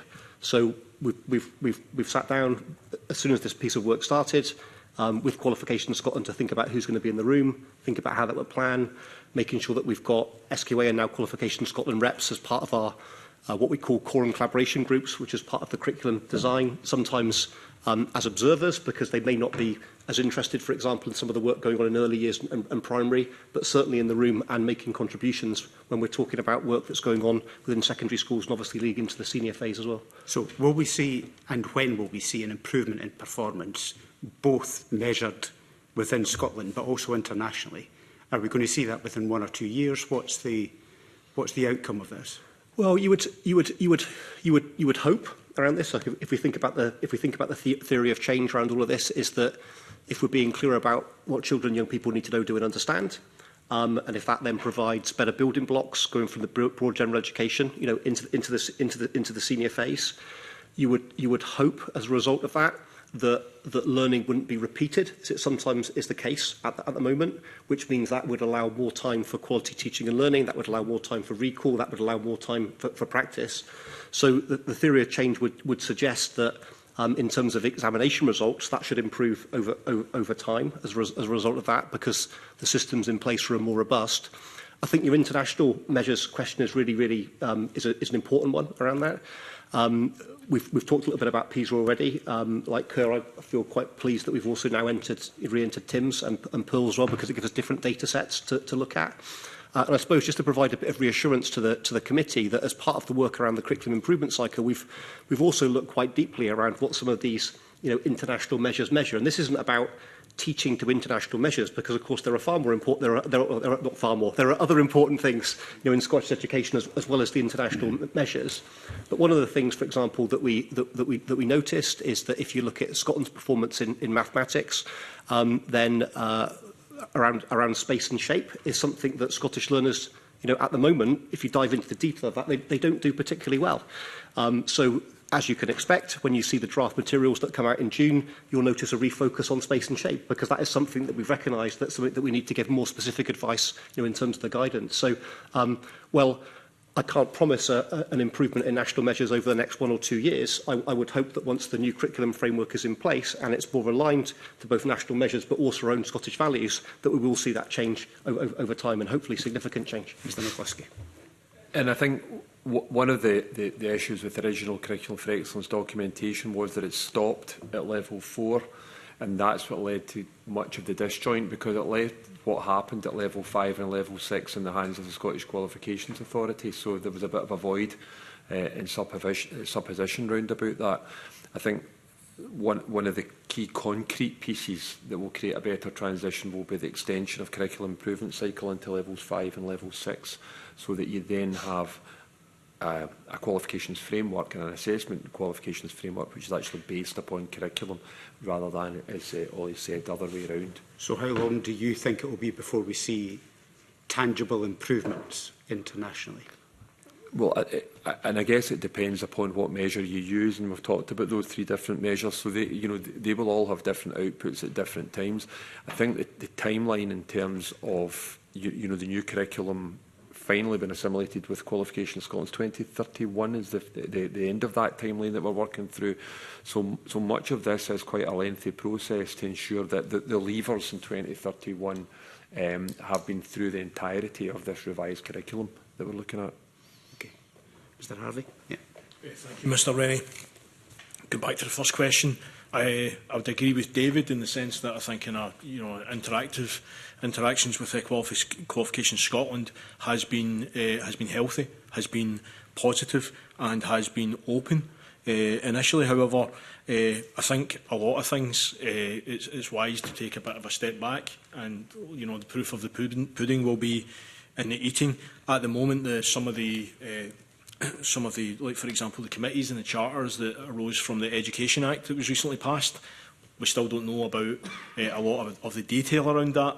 And for us, as a representative of the teaching profession, it is really how much will the new organisation actually act upon that, and how much will that be the representative voice of teachers close to the heart of decision makings. On a wider level, I think some of the points there that David mentioned about the gap and what needs to happen to join things up are still pretty massive. Right? There's huge tasks, because SQA does have, I suppose, its own, Qualifications Scotland does have its own purview. But just going back to the question about, well, when will things change? I mean, we're hopeful that things will change, but one point I would reiterate is that the 2-term dash still exists. So there's actually a huge bit of work in what I would argue would be, in many ways, the central plank of the IRQA has been untouched or has been meddled with, and therefore we still have a 2-term dash, which still significantly distorts the curriculum and teaching and learning in the senior phase. Okay. Do you want to comment, actually, just while we're on the new qualifications body, about the representation of ordinary classroom teachers? Because I'm told there is only one. Are you familiar with the representation on Qualifications Scotland? On the Qualifications Scotland board? What I can speak to is the number of teachers, as opposed to, I believe there are more than one teacher. I'm not au fait with the specific details there, Mr Rennie. Obviously, the Teacher Interest Committee is something where we still don't really know the composition of that. But yeah, I think these are issues where we are taking a step back and taking a longer view in terms of coming to a decision on how effective the transformation has been. Does Dr Bloomer have anything to contribute to this discussion? On this? No, I don't think so. Okay, thank you. Thank you. Thank you all very much. We're going a bit over time. I think that's because we sometimes went off at tangents, but it was helpful for us as a committee, and I hope it was helpful for you as witnesses. I'm grateful for your time today and your answers this morning. We will now suspend the meeting to allow for a change of witnesses, and we will reconvene in 15 minutes. Thank you.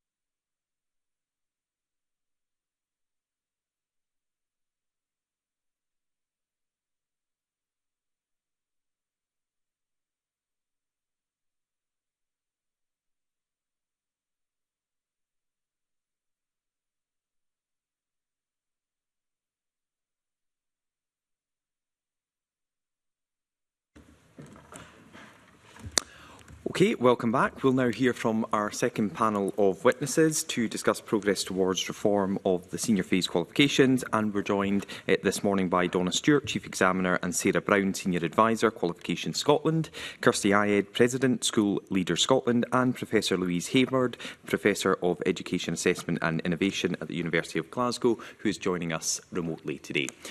So can I begin the questions, and I'll go to you first, Professor Hayward, if I can. A similar question to the one I asked the first panel. We're coming to the end of this parliamentary term and this 5-year term in office of the Scottish Government. What would you say has been the progress or lack of progress in this area over this 5-year parliament? Thank you very much for the invitation to the committee and for the question, Mr Ross. I'm really interested in responding to that question because in preparation for this meeting, I sent out a request for examples of things that were happening in the system. And I have been incredibly heartened by the response that I've received. If I can respond to your question at 2 levels. The first level is at the level of the national agencies, and the second level I'd like to look at is what's actually happening in schools and classrooms. So you've heard, I know this morning, a great deal about what's happening in relation to the curriculum. I think both Education Scotland and Qualifications Scotland are working hard to change the culture in Scottish education.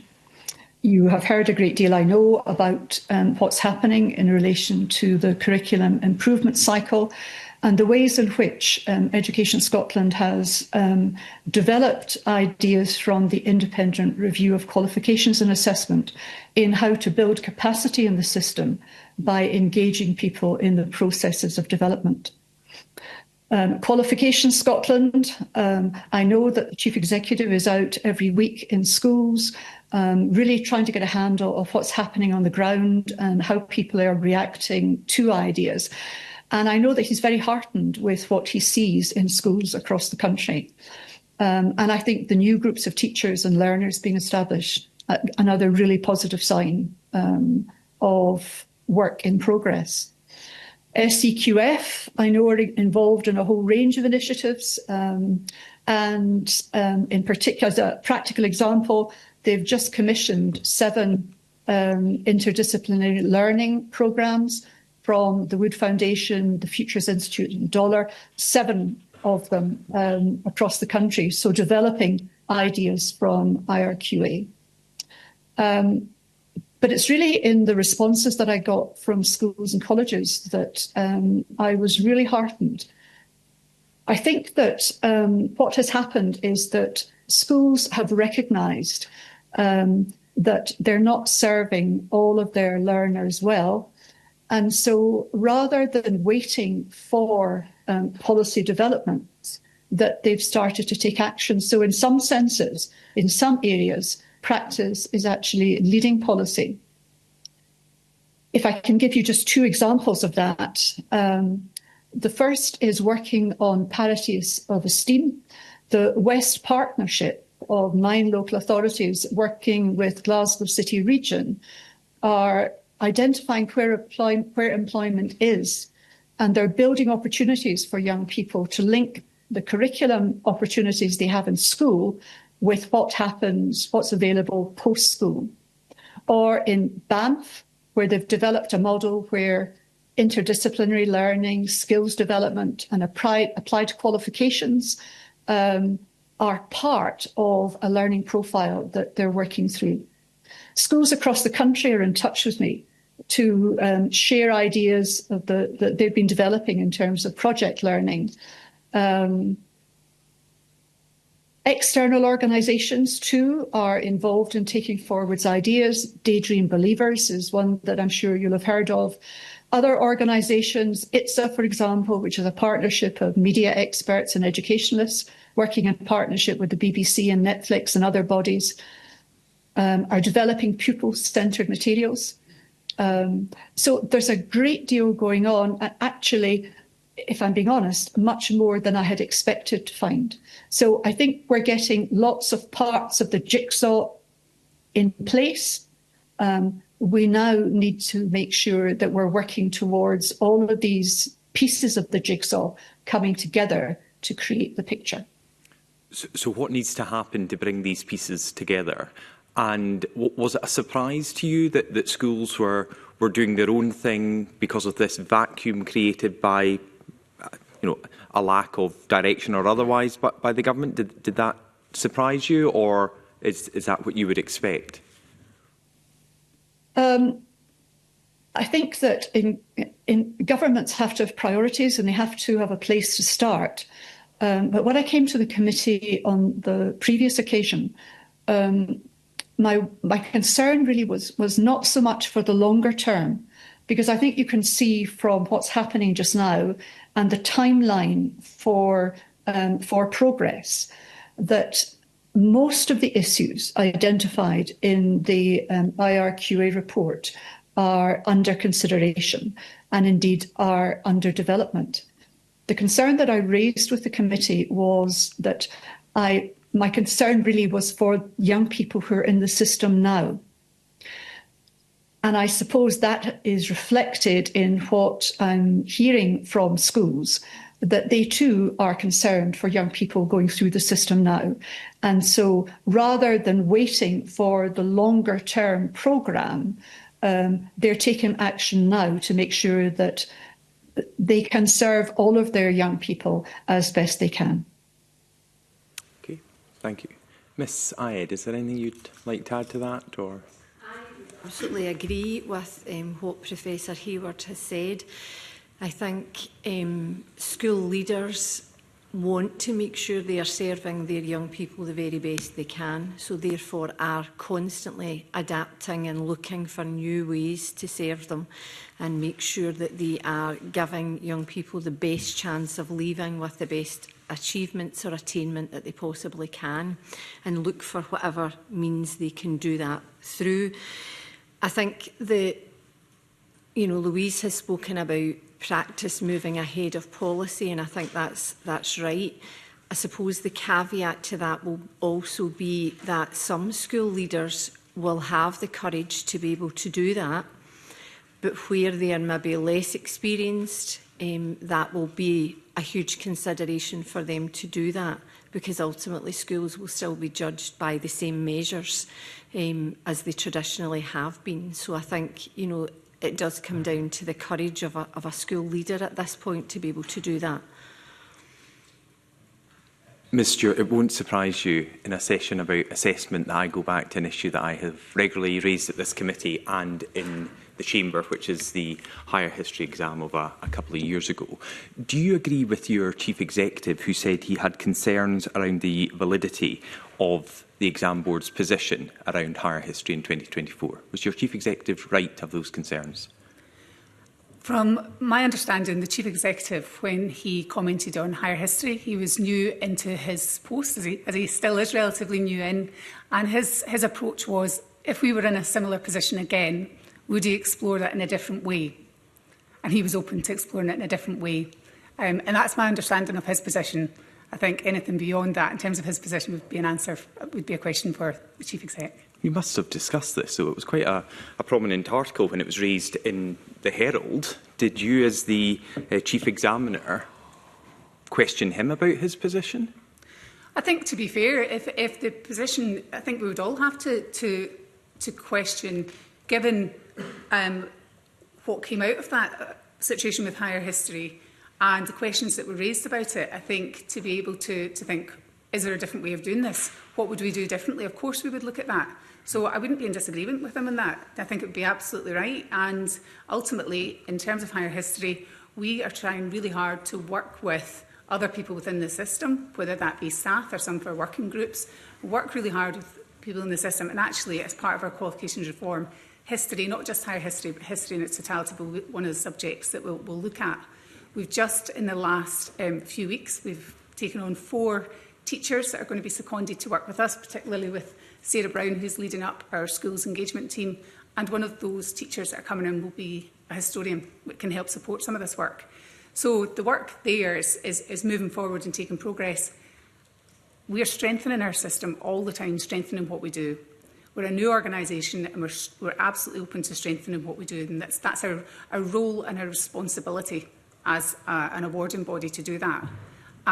However, if we found ourselves in that situation again, which I really hope we don't, but I think it wouldn't be appropriate for us not to be looking and saying, well, how do we do it differently this time, especially under the scrutiny that came from last time. So I wouldn't disagree with the approach there, that it would be right to look at what is the most appropriate way to do this, and is there a better way to look at this? Is that acceptance in hindsight that you didn't get it right last time? No, it's, as I've said before, in this committee and in many other forums, we absolutely stand by the results of the review that was carried out, and it was peer reviewed. But a fresh pair of eyes, as you've said yourself, a new chief executive coming in, relatively new in job, said that he had concerns about it and the validity of what the SQA at the time and this new body came back with. So if we can put it into, because we're looking to the future as well, this is an issue that I've raised a number of times, but it's an important issue for that cohort of students, their teachers and their parents and carers. But if you have a subject that drops 13 percentage points in a year and then rebounds the next year, what do you do?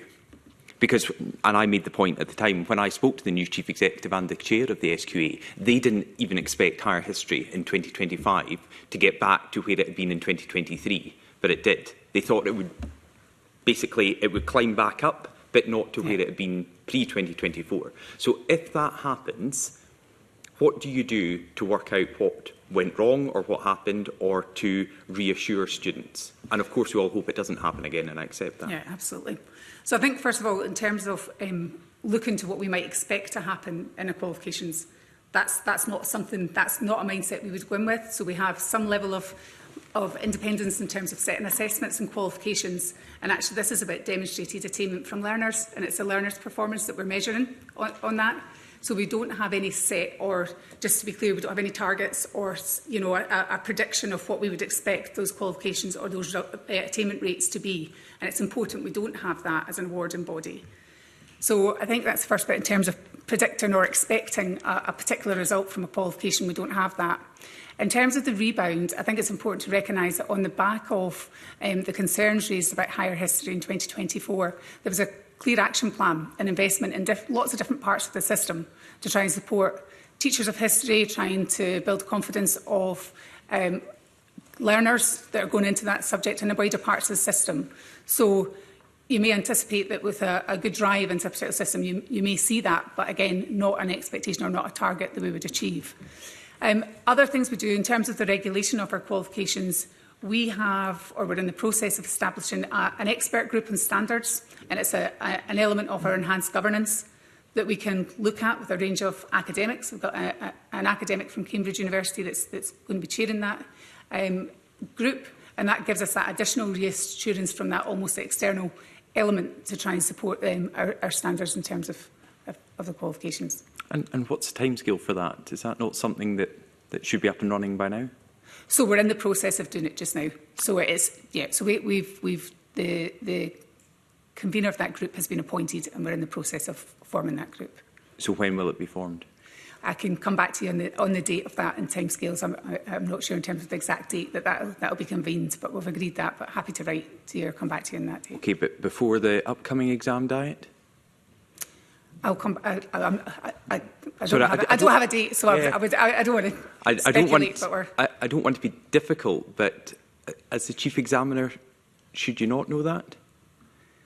Well, what I do know is that we're in place. We've had conversations. We've set up a convener, and I understand that we are working with other people, and we're to be able to form that group. So that's a process I know we're at, but obviously it depends on who comes in and when that agreement, with the date that's set in. So I don't have a firm date of when that's set, but we're hoping to do that as quickly as we can. And as I say, I'm happy to write to you and give you an update on that as it progresses. But will they have a role pre-exams, during exams, post-exams? So our exam process, so the process of exams that we have just now, there's already a system in place. This is an additional layer that we will put in, particularly for a focus on qualifications reform. So as we go to make changes to our qualifications, it's really important that year on year we don't have any change the integrity of the qualifications. Year on year we monitor that. So if we're making changes to qualifications and we perhaps have some concern or want to check that we're not damaging or having any negative impact on the integrity of the qualifications, they would be a group that we could say, this is the approach we're going to. This isn't a group we would necessarily go to with every question paper or every qualification or every element. It would be on much bigger themes to our approach, as we have, with discussions with Louise, for example. There's things we would ask Louise, and just generally in terms of, we're thinking about this, does that sound like something a good idea? But this would be a more formal version of that we would be able to go to with our larger approach. I still don't understand then why you as the Chief Examiner can't say whether it's your plan or your intention to have it before or after the upcoming diet. It won't have an impact on the set-up of the expert group will not have an impact on the upcoming diet. So I can be clear on that. But in terms of the date that the first group will convene, I don't have that date to hand. Okay. Thank you. Miles Briggs. Thank you, Convener. Good morning. Thank you for joining us here and online as well today. I don't know if you saw the previous session or not, but I wanted to ask a question in relation to the whole holistic education, which Curriculum for Excellence is meant to be taking forward, and where that sits within the development of skills. And so just maybe start on that point. Bring yourself in, Donna, maybe. Thank you for your question. One of the things that I think is really positive in the independent review of qualifications and assessment that was supported by Louise and inputted by a large part of the system was that focus on that holistic element of the learner and celebrating achievements as well as attainment. And I think that's something that, not just from a position within the organisation, but as a teacher of 25 years, having worked in the classroom and with learners, absolutely value. That element around skills, again, I did hear some of it on the train in the way in. I did hear some of it at the earlier session. And that point about the separation of skills and knowledge, they work well together, and having that holistic approach is absolutely sound. In terms of our approach as an organisation for our qualifications, so our qualifications will assess and allow learners to demonstrate what they know, what their skills are, and what they understand. So that has always been and will continue to be a format of the way that we will assess in that more rounded way. One of the things that's really important for us in terms of how we develop our qualifications, and particularly as we go into the area of qualifications reform, is that it's important that we have teachers, learners, lecturers, because our qualifications, of course, are delivered in other centres, not just schools, they're also in colleges or through employers or training providers. So really important that through our qualifications that are being developed, that we look at what feeds into those qualifications. And it's important that we have teachers that are strongly voiced in that, and learners, but we have to also consider stakeholders in terms of the credibility of our qualifications. So that means for employers, what skills are required, what do we need for Scotland's future, for our economy, for our social context of Scotland. So that skills driver is something that has to drive forward what's in our qualifications to make them credible, not just in Scotland, but for mobility in terms of that international mobility for our qualifications. So absolutely on board with that holistic element. Yeah, I think I don't think anyone's ever going to disagree with the full capacity,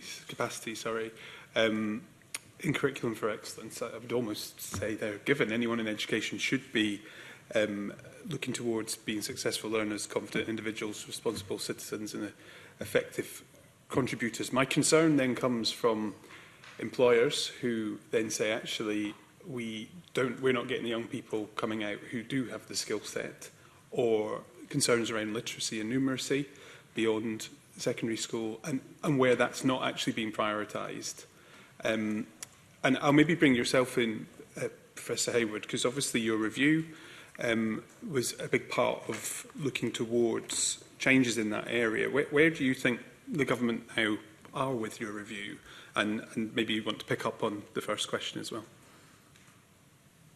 Okay, thank you for the question. As you know, that the review was developed in partnership with employers, international employers, the public sector, and also SMEs.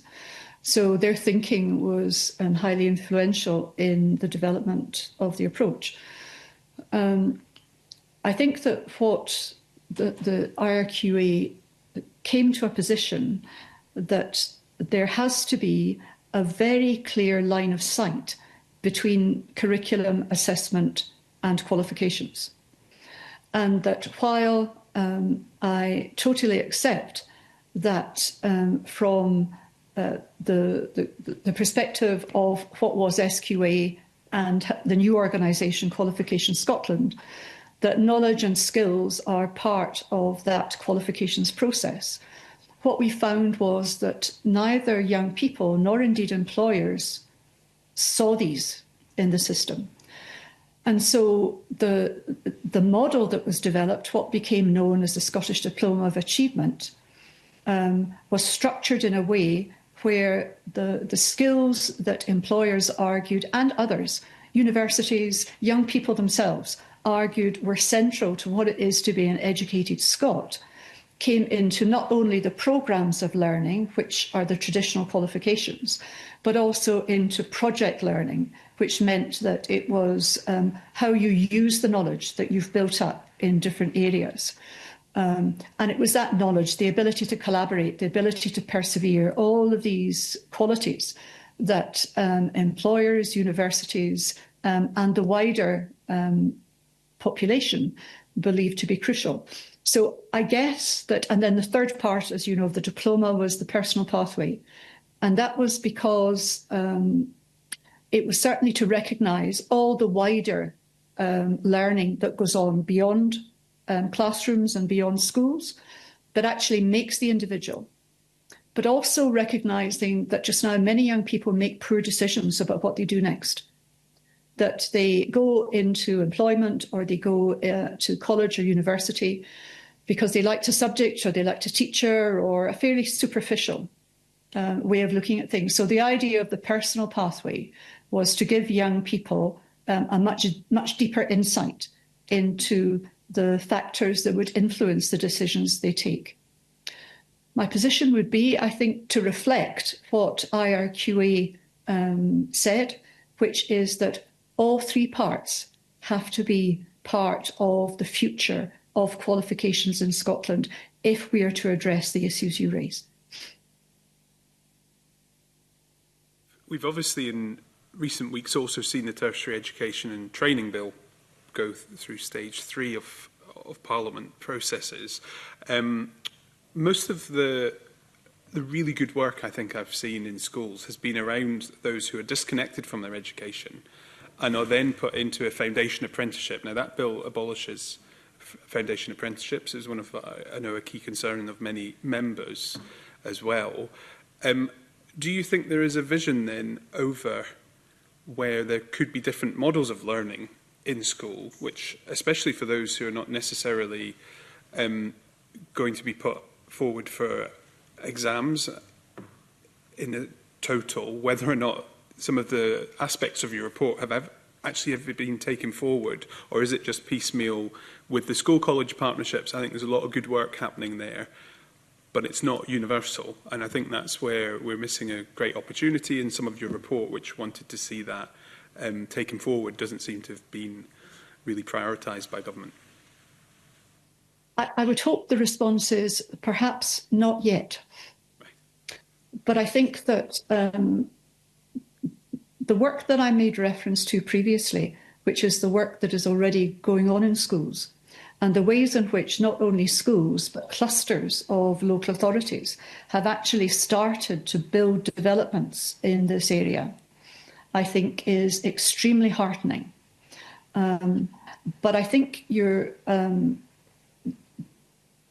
if I'm interpreting correctly, I think the main issue just now is that there does need to be a national vision of a direction of travel.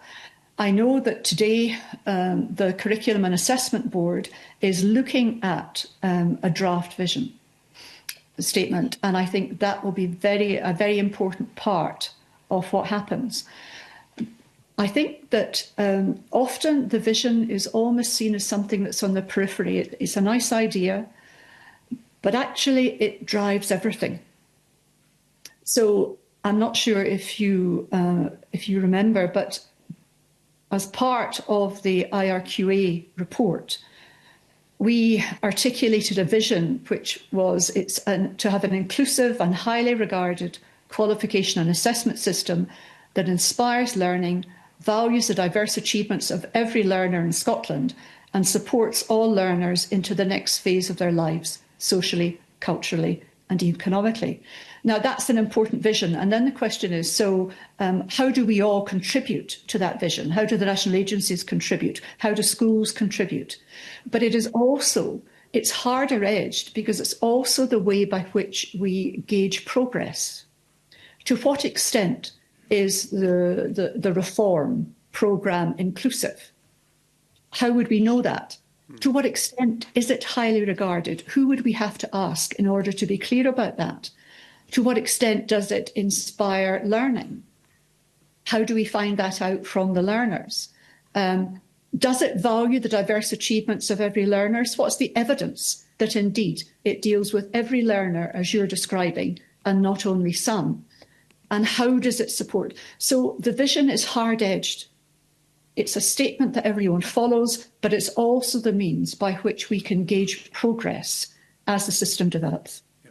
Thank you. No, that's very helpful. And I think given we've got 2 weeks left of this session, it's certainly something I think the next committee will pick up on some of the conversation around that vision in the next Parliament. Does anyone else have anything they wanted to add to that? Sorry. I think there is, the vision that Louise has spoken about is really important, and there was also a vision within the national conversation that took place that would run in parallel with that. I think school leaders across Scotland have absolutely listened to employers as well, as you suggested earlier, and have adapted courses to make sure that metacognition is a huge part of it, and young people are clear on the skills that they are developing so that they can articulate that moving forward. And I think that is really important for them to be clear on that. Yeah, I think having been out, I mentioned earlier that our Chief Exec has been out in a number of schools, colleges, employers, training providers, and I've joined him on many of them, as has Sarah and other members of their organisation. What we're seeing is absolutely that people are different centre types, working with learners that have are working in different ways and learning in different ways and learning in different environments to what previously was experienced in a number of years past. And I think one of the things that's at the heart of what we want to do with qualifications reform, that's only one part of the whole system in terms of these qualifications, but it's really important that the one thing that we hear is about flexibility and having that adaptability for the changing learners that are in front of us and what's required in the system. So the qualifications we have and the qualification change that we want to bring is absolutely ambitious in that space in terms of meeting the needs of all the learners, all the range of learners that are in our system, and actually providing that flexibility that we don't believe is currently there. Yeah, and it's about final outcomes. You know, I've met a lot of young people who have had a great school career, gone to university, and are now working in Starbucks here in the capital. There isn't the jobs for them. And I've met young people who were about to drop out of school, who have been given access to construction skills, apprenticeship, training, and are now getting £36,000 working on building sites here in the capital. So actually aligning where there are jobs in our economy and opportunities in school sometimes is working, but sometimes is clearly not as well. And I think that's a big area Absolutely. any vision needs to really work backwards from. But anyway, that's me on my high horse, so I will hand back to yourself. Thank you. Camilla, thank you. Jackie Dunbar. Thank you. Good morning. Just a very quick question. What are the main aims of reforms to qualifications, and what should they be if you ruled the world, sort of thing? Donna, if I could come to you first. Yeah, I'll pick up on that. I think just picking up on Mr Briggs' answer there and the response they gave to that, is absolutely about recognising how things have changed over time and the experiences within that our young people have, the settings that they're sitting within, the environments that they're in, some of the challenges and barriers to learning, and in turn access to qualifications and assessment. So our key thing is about making sure that what we offer within our qualification is absolutely fit for Scotland's needs and for the learners within Scotland, and in turn what we need for our economy, what we need in terms of our driving forward our society. So it's a big vision, it's a big aim, but absolutely there's some rigour, there's some really good things that went on in our previous organisation of SQA. But actually, as Qualifications Scotland, we need to take a look at the portfolio of qualifications that we have and make sure that they're fit for purpose, most importantly fit for the learners that we have. We know there's not only changes in terms of learners and learners' experiences, but also what we're seeing is real changes in the curriculum offer within schools. So I know Ollie Bray spoke in the previous session about that curriculum being the totality of all that's planned in terms of experiences for learners. Obviously, one part of qualifications that we sit within is quite a small part of that. It's a significant part, but there's a wide range of offers, and Louise has talked about Daydream Believers, there's things like John Muir Award, there's a wide range of offers that are there, as well as our qualifications and that totality of qualification that's offered. But for what we offer, we're recognising that even in our own qualifications and the ones from Qualifications Scotland, we've seen a real change in uptake of qualifications.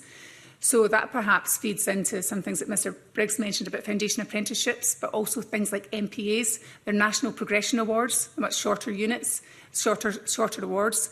And we're seeing a change in presentation levels. So we're seeing, that change in landscape of what the curriculum offer is within schools and within different types of school settings and educational settings. And we're seeing that change. So there's a role for us there to be really clear and have that evidence base on why are we seeing that change? Is that change happening as an unintended consequence? Is there something we can put in to drive that change?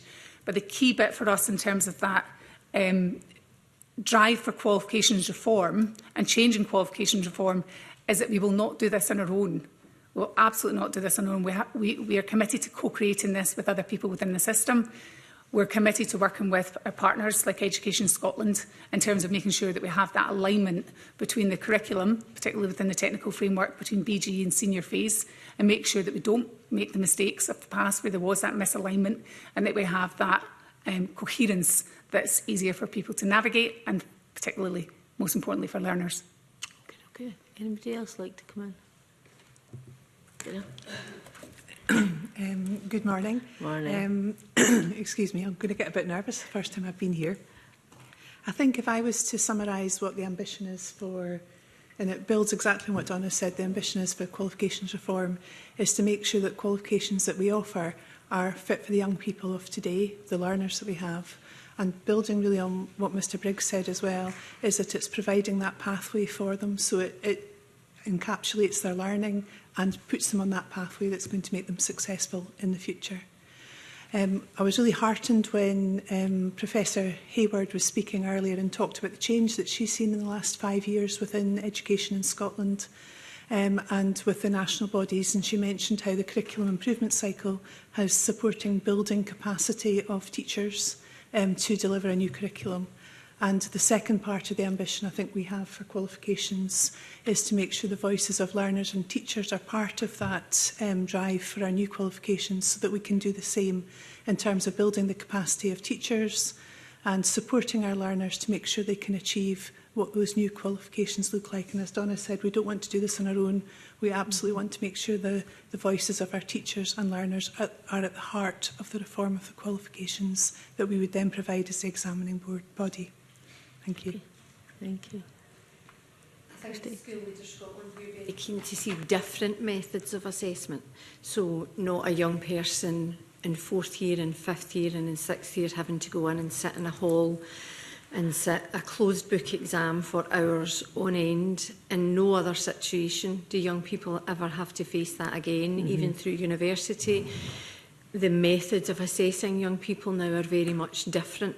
So we're not saying there needs to be absolutely no formal exams in a hall, but we need to see quite significant changes in that method of assessing our young people and recognition of that parity of esteem for young people who are taking qualifications that may be an NPA, but they are as valuable for those young people and for our society in the future as potentially a National 5 or a higher qualification would be.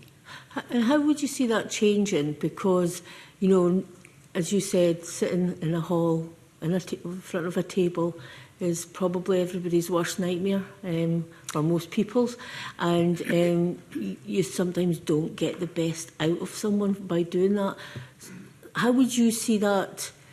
What could we do to ensure that the person does get the qualification, but maybe not have to go through that way of getting it? There's a variety of systems that are used internationally as well that were looked at through Professor Hayward's review of qualifications.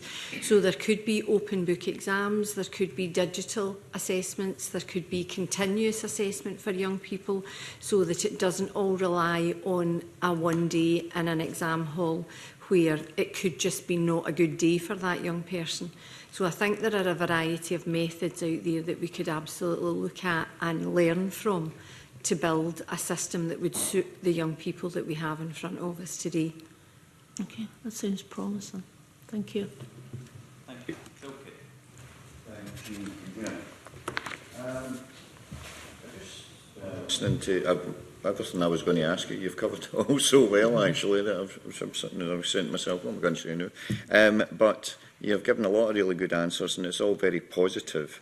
And there's a lot of benefits, obviously, in these changes which have been talked about. Can I ask something a wee bit dodgy and say, are there any potential risks in the introduction of these ways forward in terms of how children will adapt, or how teaching has to actually develop differently to actually put these things across, you know? Does that make any sense? No, it does. I think potentially one of the risks we carry at the moment is not doing anything at all and keeping the status quo. So we hear loud and clear there's been a number of reviews over the last 5-6 years that have got us to a point of change. What we have done is we've got planned systematic change over the period of time. It's over a reasonable period of time, okay, in terms of that time frame. And the reason for that, I think, is I think there's a kind of wide acknowledgement of assessments and qualifications previously driving what is done in earlier years of the school. And that actually being, you know, the tail that wags the dog sometimes is the expression in terms of qualifications and assessment. So I think in terms of that planned programme approach that we're taking with Education Scotland in terms of looking at the curriculum and that technical framework and having sure that we have that really strong foundation to align with through our qualifications is sound. The time frame of that is so that we're not suddenly trying to make changes very quickly that would put risk to learners that are already in the system. So having that planned through progression means that we're actually thinking about how we can strengthen the system and not break the system or not disrupt it in a way that has a negative impact or negative consequence. So I think having that planned systematic approach ensures, tries to de-risk that point. What we recognise from a qualifications and assessment point of view is actually that there are learners in the system that we want change for now. So we've made some changes to our qualifications already in terms of the way that we assess woodwork, metalwork and practical cake craft. We're just announced changes that we're going to make to fashion and textile. And we've gone out and surveyed a number of qualifications where we're going to look at less reliance on our external examinations, and I completely align with what Kirsty was saying earlier in terms of approaches to assessment, and that's what we're open to, and that co-creation element, that's why it's so important, is making sure that we get it right for the people that are actually going to be delivering those assessments. But coming back to your question about risk, I think our biggest risk is doing something very quickly that doesn't take people with us and doesn't do that co-creation and doesn't engage properly. But actually we do recognise the risk of doing nothing just now as well. That's good. Yeah, I mean, sorry, Mr. Kidd, if it's okay. Ms. Hayward, Professor Hayward, I think you wanted to come in perhaps on Jackie Dunbar's question, but by the time it came to me, we'd moved on to Mr. Kidd. So if you can address any of Mr Kidd's question, but I know you wanted to come in on Ms Dunbar's as well. My apologies, I didn't see that. Thank you. It's, I suppose it really links into Mr Kidd's question, which is that there is still work to be done, and there are still, I totally agree that the risk is in the status quo. The risk is not in change. The risk is in the status quo.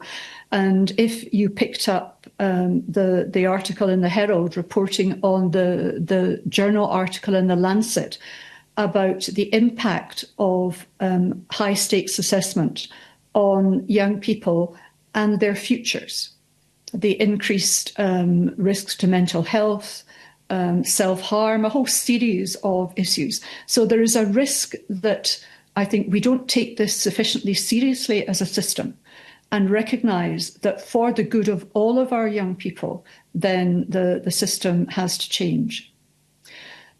I think there are also two areas, Mr Kidd, that I think I'd like to draw attention to. The first is that there are still issues to be tackled, and I'm not sure how these are going to be tackled just now. And the first, I think, was the reference was made to it in the previous session, which is the two-term dash. I'm not quite sure how our plans are going to address the issue of the two-term dash. And secondly, linked to that is the fact that we have examination rehearsals still dominating learner experiences. And I appreciate what Donna is saying in terms of the changes that Qualification Scotland is making to the balance of the kinds of assessment within examinations, but I would encourage them to do more and as quickly as they can. Wind that part up. It's just to say that just from the replies that it's obvious, therefore, that the qualifications development is going from a pretty young age right the way through to the end of education as a mainstream, and actually bringing people into the adult world, then actually getting them opportunities which they might not previously have had. Is that true? Yeah, absolutely. And I think there's the curriculum itself in terms of 3 to 18 and those planned experiences for learners right the way through, and then the qualification element of it, which sits within the senior phase, that then absolutely is prepared. I mean, all of that in its totality is preparing learners for life and work afterwards. Yeah. Okay, well, that's very positive. Thank you very much indeed, everybody. Okay. Thank you. Thank you. John Mason. Thanks, Convener. And maybe I can come to Professor Hayward first. The OECD had suggested that perhaps there should be more structured pathways in the senior phase, with a limited number of compulsory courses, specialisation courses, and room for additional or optional units. Can I ask, where are we with that? Has that changed? My understanding, Donna will come in, I'm sure, to respond to this in greater depth, but my understanding is that Qualification Scotland is moving towards a more modularised approach. I think that, Mr Mason, that we had, Scotland has always wanted parity of esteem. Its aspiration for parity of esteem has been in education for as long as I've been in education. And it's really how to achieve parity of esteem. So I think that the idea of pathways is a very helpful one, but these pathways should not become tramlines, that once you're into a particular route, you can only take courses in that particular area. I think the idea, we talked previously about the fact that there is nothing as practical as being a surgeon. And there is nothing that's there is no job more important where the ability to communicate effectively than being a doctor.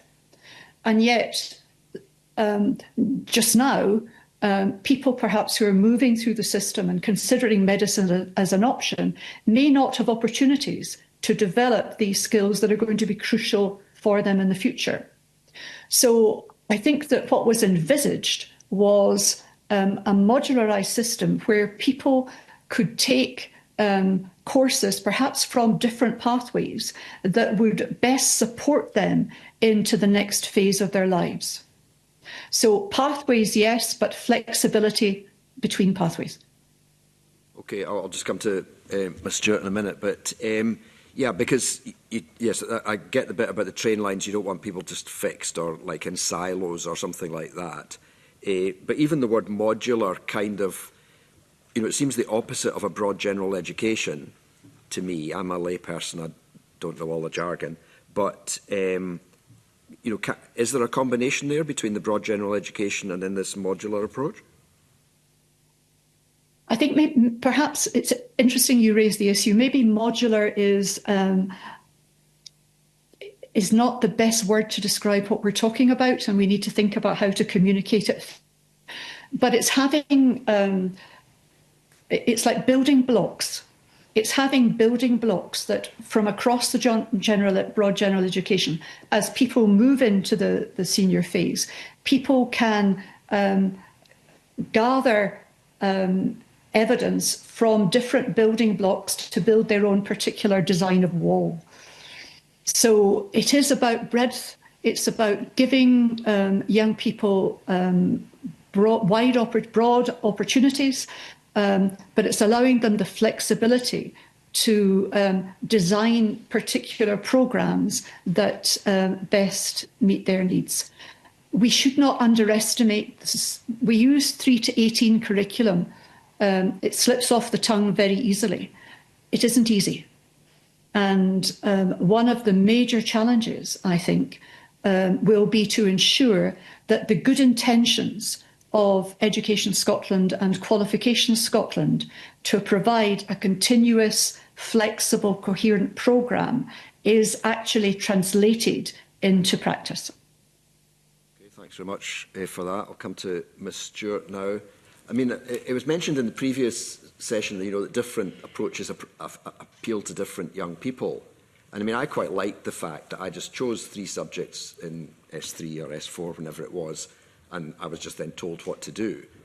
This sounds quite complex if we're going down that route of modules and giving people more choice. So I do recognise that there's challenges sometimes perhaps in the delivery of that, but I am completely aligned with Louise's vision on this in terms of that flexibility. And it comes back to the answers I gave earlier, just about that flexibility of approach. So there could be a situation where we have qualifications in terms of maths, English, history, subjects, but actually there's scope for much broader range of qualifications that meet the needs of perhaps local communities or perhaps a particular industry or sector that's sitting within a community where actually a local authority or a school may be able to pick and choose, if you like, different elements to be able to make that qualification. I think it also takes in recognition that we are seeing a lot more practice in terms of work-based experiences within school, and it comes back to that school-college partnership or qualification that have a work-based element, so it would allow flexibility for work-based elements as well that could be incorporated into that. So that's part of the co-creation, what do people need, and making sure that we're fitting into what Scotland requires.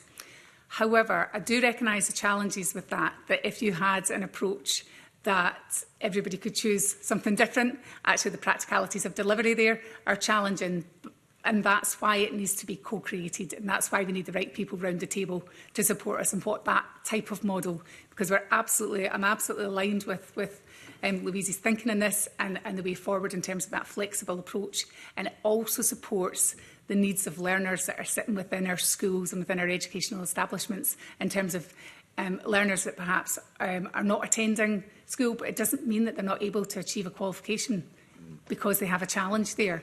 So in terms of getting into a school setting, they sit it somewhere else. So that whole element of flexibility of approach is something that's absolutely core to what we want to do to support particularly learners. And is that what the OECD was mentioning? Because I mean, when I read this, it looks like almost they want a more structured approach, a less flexible one, or am I misunderstanding what they're looking for? It's about that alignment part between BGE and senior phase. So at the moment we've got, and Louise touched on it there, in terms of that technical framework that's being delivered at the moment through Education Scotland, broadly doing that in a really strong collaborative way with lots of different partners and lots of different parts of the system, and making sure that the coherence right the way through goes all the way through to 18 and our qualifications. Remembering, though, that our school qualifications, what we would call our national courses, so our traditional maths, English, are part of quite a small sample of what we do, what we offer, and what the uptake is in schools and educational establishments just now as well. The range is much broader, and Sarah and Kirsty will probably have more experience of that with me, but the curriculum offer has broadened and broadened in terms of the range of types of qualifications to meet learner needs. So anything we can put into that system to support that flexibility, it should try to support the system rather than systems have to work around, rather than establishments having to work around it for their learners. Did you want to come in, Ms Brown? I'd be delighted to. Obviously, Mr Mason, you mentioned there about how complex it is for young people. Just to reassure, really, from my experience, is that the young people are really ambitious, and I wanted to try lots of different things, new qualifications, things that they've maybe not done before. And there's a team of people within a school, and Kirsty will, I'm sure, acknowledge this as well, guidance staff who are very clear about how to support pupils choosing an individual pathway. And I think as a school leader, that's certainly what you want for your learners, is you want something that's individual, is meeting their needs and their aspirations. So I think there's people within the system who can support in terms of, it is easier if you're just told what you're doing, but obviously if you're having that personalisation and choice, it's going to be a better learning experience for you, and you'll have better outcomes in the future.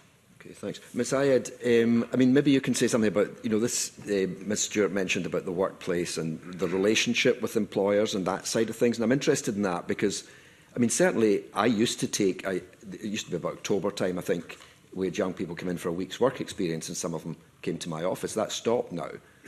The local secondary, as I understand it, doesn't do that anymore. So are young people getting an idea of what the workplace needs and therefore what they should be looking at? Yes, and certainly in my understanding across Scotland, work placements are still taking place, but just in a different format, maybe not necessarily a traditional week in October, as you say, where every fourth year went out. It's much more flexible now. So it could be that 1 or 2 young people go out at one point for a few days. It could be somebody goes out every afternoon over a 6-week period to go maybe, for example, to a local nursery or something like that. So they absolutely are still taking place. And schools are very good in terms of bringing employers and partners into school to work with young people, because we recognise that that is really, really important that we do that, because it gives young people that clear flavour of what the workplace is like. You mentioned a wee bit earlier about the OECD report, and I think probably the biggest misalignment is our broad general education, our assessment is mainly formative, where we're asking young people how we think they're doing, we're getting their feedback, we're observing them as learners, and we're making our judgments based on that kind of information. And the pedagogy that will be used in our broad general education at times will be much more active and engaging for young people, and Professor Hayward spoke about project-based learning. Lots of schools have moved forward with that. That misalignment when we move into the senior phase probably has historically been driven by SQA at that point, where the assessment is summative in nature. So it needs to be an exam, it needs to be a test that young people sit so that we're confident in that judgment that we have. And therefore the pedagogy is slightly different. It can be much more teacher-led and less interactive. And I think what schools are looking for is a much more aligned approach, so that that follows through from the BGE through to the senior phase in both pedagogy and assessment. And do you think employers understand a lot of this that's going on? I mean, there's the people, all of you, that 7, 8 of you have had this morning, you're very expert in education, but an employer who just maybe employs somebody every 4 or 5 years, do they understand, do you think, what's the changes that are going on in the system? Personally, I think there's work still to be done with that, both with employers and also with parents. If we meet with parents quite often, they will still talk about O-levels or O-grades and talk about foundation, general and credit. They haven't moved on to those other things. So I think there is a big exercise there to be done in terms of informing and supporting our parents, but also supporting and informing employers about that. Great. Okay, thanks. Thanks. Sorry, Hayward, would like to come in. Sorry, Professor Hayward, yes. Just very briefly to say that I think we can't do this alone. And so we need to work in partnership with organisations like the CBI to make sure, because they have ways of getting to members that we don't have. So I think that we need a communication strategy that identifies the key people who have to be involved in this process and make sure that we're not in a position where, as Kirsty described there, that 10 years from now employers are still asking about National 5 qualifications. No, that's helpful. Okay, thank you. Thank you. Paul McLennan. Thank you, Convener, and thank you, panel. Kind of similar to the last panel, we've heard about the current practice, the aims of reform, the changes being proposed. And Donna, you kind of touched on around about the engagement so far with, I suppose, with young people, teachers, higher and further education and employers. I don't know if you can say a little bit more around about that, because I think it's important around about their feedback in terms of the reform process and kind of what you're getting back at this stage and what you're learning as you go through that process. Yeah. So at the moment, most of the engagement has taken place through Education Scotland and the work they're doing through the curriculum improvement cycle, and we've been part of that process. The planned engagement that we will are going through and plan it with greater acceleration over the next wee while is quite intense in some of the work that we do. So, for example, Louise spoke there about CBI. We work closely with CBI. It's really important for us that our qualifications are, I come back to that credibility bit, and they've got to be credible for universities, for colleges, for employers, for industry, for mobility. They have to be credible for that. So for them to be credible, our co-creation requires to be beyond schools, although that's a significantly important part of what we do. And we welcome teachers, as we all are sitting in this panel, you know, and that input, and it really supports it. When we carry out the engagement, we've got obviously our stakeholder mapping of who we will engage with, how we will engage. We've got some core governance within the organisation that supports this. So the new board, the board for our organisation, a third of that board has practitioner representation, but we also have representation on our board from HR, from industry, construction. So we have good representation through our board. Our strengthened governance alongside that through our different committees in terms of qualifications committee supports the work that we are doing to have extra voices round the table and have some of that externality. We've got a fantastic piece of work that Sarah has been leading on, and maybe Sarah, if you were able to come in this, if we were Sarah set up a schools partnership team, which is a single point of contact for schools to particularly have that contact, and it's actually a way of supporting teachers from what we do as an organisation, but actually supporting us as an organisation to understand what's happening better externally. Equally, we're scoping that out for an equivalent for colleges and for our employers and training providers. So they're really critical forums for us in the way that we do that. So that governance is there, as well as learner interest groups and practitioner interest groups, which Sarah will link with and talk a little bit as well. But all of those are things that we have put into our governance as an organisation to make sure that we absolutely have that representation in a formal way. But over and above that, through our qualifications, the first phase of our qualifications reform engagement is actually to really pick up on the things we're talking about today. What flexibility is required? Yeah. So those learners that are learning in different settings at the moment, those learners who, you know, are really suited to be working in work-based learning or want more experience with work-based. So we want to gather the evidence to support that in terms of how we can make that work. The next part of that is actually in the design of our qualifications, so the model that we would have, and we would go out and engage again on that in terms of the different models, proposed models that we will co-create with other people within the system. And that's the different phases we'll go through in terms of that design. So while the work on the technical framework and, if you like, the content of what sits within qualifications is going on through Education Scotland, and we're part of that, we're starting to do that modelling and looking at assessment approaches and making sure that we're engaging with all the right people round the table to make sure that they're absolutely credible, they're aligned with the curriculum improvement cycle, and we're really open to different approaches to assessment. And I think that's a real shift, a real openness to different approaches to assessment, and yeah, fairly ambitious in that space and how we do it.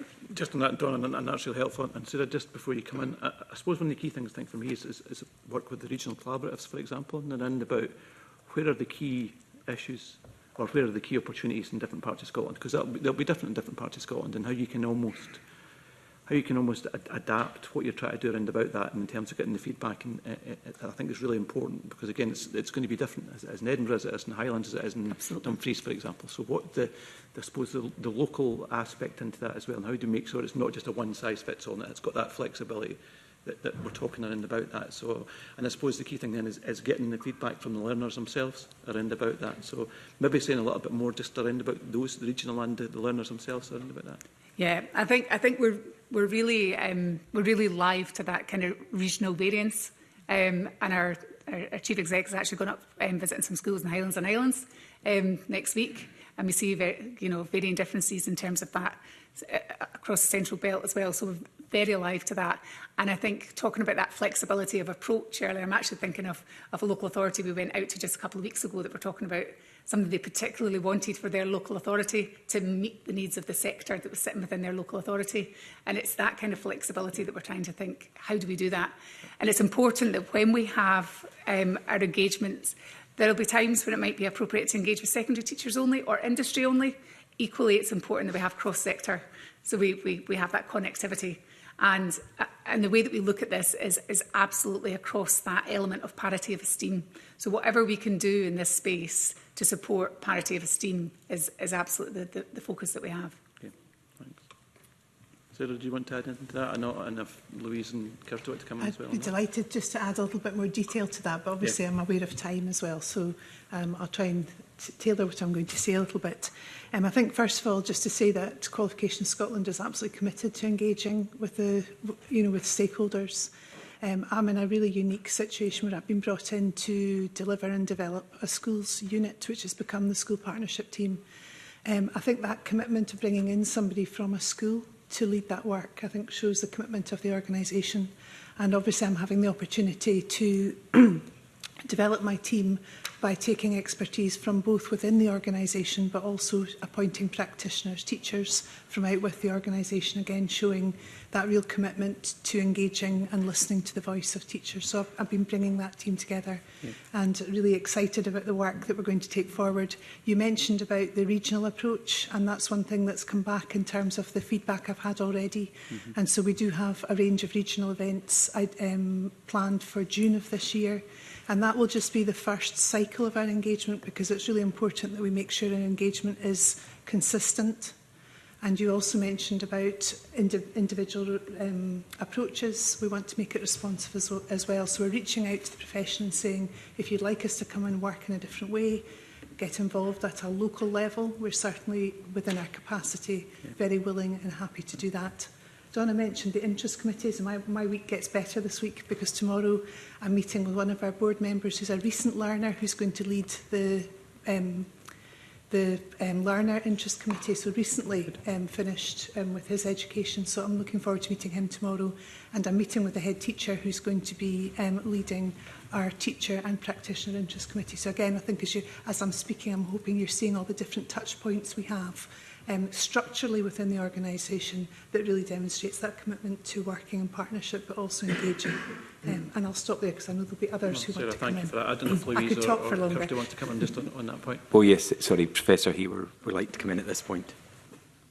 Just very briefly, I made reference earlier to what's happening between the West Partnership and working with Glasgow City Region. So I think it's also going to be important to bring together initiatives that are already underway and to build up. So yes, from the national organisations, but let's also look at what's already happening and bring these together into a coherent system. SLS would have initially expressed concerns about the reform of SQA and becoming Qualification Scotland, and was that just, I think the phrase that was used was a reshuffling of the deck chairs, and we were very concerned about that. However, I have to say that the work that Sarah and her team have been involved in, and Donna, and also Nick, been out to meet with head teachers and national groups, certainly gives us a sense that things are moving in the right direction and that it is much more collaborative than it has ever been. So that's something to be welcomed, and that, you know, we hope that continues. Kirsty, that's good to hear. Thank you, Convener. Thank you. Paul O'Kane. Thank you very much, Convener, and good morning to the panel. In the previous panel, we had a discussion about sixth year and the purpose and role of sixth year. Dr Bloomer, I don't know if you caught any of it, but Dr Bloomer was reflecting, I think, that sixth year has evolved as an experience for learners and is probably in a better place than it was previously. And there is a range and a depth to the experience in sixth year that didn't exist probably many years ago. I just wonder if we might start there in terms of your reflections about the purpose of sixth year. I think Dr Bloomer was trying to draw the argument out about four-year degrees plus a six-year experience, the need for maybe better synergy at that point. I mean, would your view be that we need to look at reform of that very senior phase, if I can use that expression? And I'll maybe start with Kirsty, just as someone who is engaged in school life at the moment. I think increasingly the S6 experience is becoming of less value to young people. I think very often young people gain the qualifications they are looking to gain if they want to go into university or college in S5. And partway through S6, they get a letter which tells them they have a conditional offer or an unconditional offer, and very often if it's unconditional, then they start to opt out of what they're doing in S6. So it's a very expensive resource for schools, and I think potentially that resource could be better used elsewhere within the education system, within schools.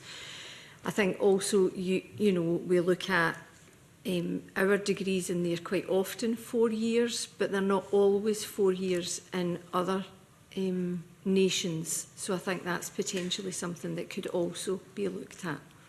That is quite interesting, because some 2 decades ago, there was a 6th year who shall remain nameless, who had exactly that experience in terms of received an unconditional offer midway through the year, was doing 2 advanced hires, but didn't require, I suppose, those advanced hires, and he was head boy as well. So I suppose that took up his time. But you know, I'm just reflecting that I think many of us around the table who've had a 6-year experience even 2 decades ago would probably be saying the same thing. So it's interesting that Dr Bloomer's reflection was that he felt it had advanced, but maybe it's stagnated somewhat. Do you think that's fair to say? Yeah, I mean, I think certainly leaders across Scotland have built in lots of skills developments, lots of opportunities for young people to enhance their skills, because universities are looking for much more than just 5 A's at higher. So I think that's what we've used it for. However, that still is very much the benchmark for getting into university. And I appreciate other panellists want to come in, but I mean, we're going to have this framework review in terms of universities, and that will focus on structural issues. Obviously, it will focus on funding predominantly. But do you think there's an important point that many of the people we're speaking to this morning need to be in that conversation about? Because if we're going to look at all of the issues and put them on the table, I think this conversation has to be very much part of that. Yeah, I think so, because I think, you know, if I take it back to the potential change in assessments and how we assess young people in schools, there's been lots of talk, and I know that during part of the work that Louise was doing, universities were very much on board. But universities, and I think Donna mentioned it as well, still look for a certain qualification and for it to be credible. And there's lots of talk about, if it's not a formal final exam in a hall, how credible will that be? But actually maybe then we need to be looking at an alternative means of entering into a university, and is it universities that have to do their own entrance exam rather than if there's any dubiety about what a school has done, that they're then looking at that. I would hope there wasn't that dubiety, because I think, you know, schools working with Qualification Scotland will ensure that any judgments are robust. But I suppose that's another thing for them to consider. And of course we would want to reflect college partners in that as well as a lot of the work, and obviously the work that Professor Hayward's done. I wouldn't want to not include that in that broader conversation as well, and perhaps Professor Hayward will comment. But Donna, did you want to offer? I think potentially just recognising that I think learners have a real range of experiences in S6. I think obviously not all learners who are in S6 will necessarily go to university or college, so recognising that experience. And I think Kirsty's absolutely right in terms of some of the enhancements that have been put into the curriculum actually in S6 is really positive. One of the things I would say that we find that we notice in terms of delivery models in S6 is around advanced higher provision, where resources perhaps not being in abundance means that there's a lot of opportunities for learners to learn virtually. And we can see that sometimes experiences there are not perhaps what we would want them to be. So I think that's the one thing we would notice as an awarding body. But yeah, recognition that I think all learners, as well as those that go on to university or college, will have very different experiences in S6. Yeah. Does anyone else want to come in on this point? Can I make one point? Yes, Professor Edward. And it's just that I wonder to the extent to which young people are successful in university or in college because they've had a little more time to mature. I'm conscious of the fact that the United Kingdom, we tend to have young people go through our education system more quickly. They're younger when they go to university or into college. So I think it's an issue to be looked at very carefully. And also, I guess, what we think the purpose of school is. That whether the purpose of school, if you look at, if you take Curriculum for Excellence and you believe in Curriculum for Excellence and the 4 capacities, then, school is almost a passport to society. It's about more than getting the qualifications that will get you the job. It's actually about the transfer of the baton from one generation to the next. What kind of Scotland do we want to see in the future? And therefore, what are the characteristics of young people who will best support that kind of society? So perhaps we need to think about 6th year, but it seems to me that for many young people, it is a valuable experience. Yeah, and I do think there's a lot of merit in that in terms of the development opportunities that we now afford young people in 6th year and the experiences that they have, which are very important, we know, in terms of that wider piece. Now, I wouldn't want, it's not all about preparing people for university, because not everyone will go to university. But from what you're saying, Professor Hayward, do you think we could focus a lot more, I suppose, on the transferable skills that people will require for the next stage on their journey? I mean, would that be your sense that 6th year could be used in a more useful way, perhaps, not just about qualifications that enable you to get into the next phase, but actually prepare you more widely for life? I guess I'll go back to the IRQA, that I think that model that encourages the idea of, rather than, we tend to think of qualifications as the exam bit, but if we can change that thinking to think about what does it mean to be qualified for life, and then the different parts of that original diploma were the 3 component parts that I think people across different groups in society argued were really important. So I think we've got the building blocks there. We just need to think about what these will look like in the different years of secondary education, and how that goes forwards with the learner into the next stage of whatever they do, whether that's employment or whether it's college, whether it's university, or whether it's the voluntary sector. I think that's very helpful, and I think there's a lot in there to reflect on. which will take us obviously into the next Parliament. But clearly these are issues which should be addressed, and just interesting to hear the different perspectives. But Convener, I'll pass back. Thank you. Willie Rennie.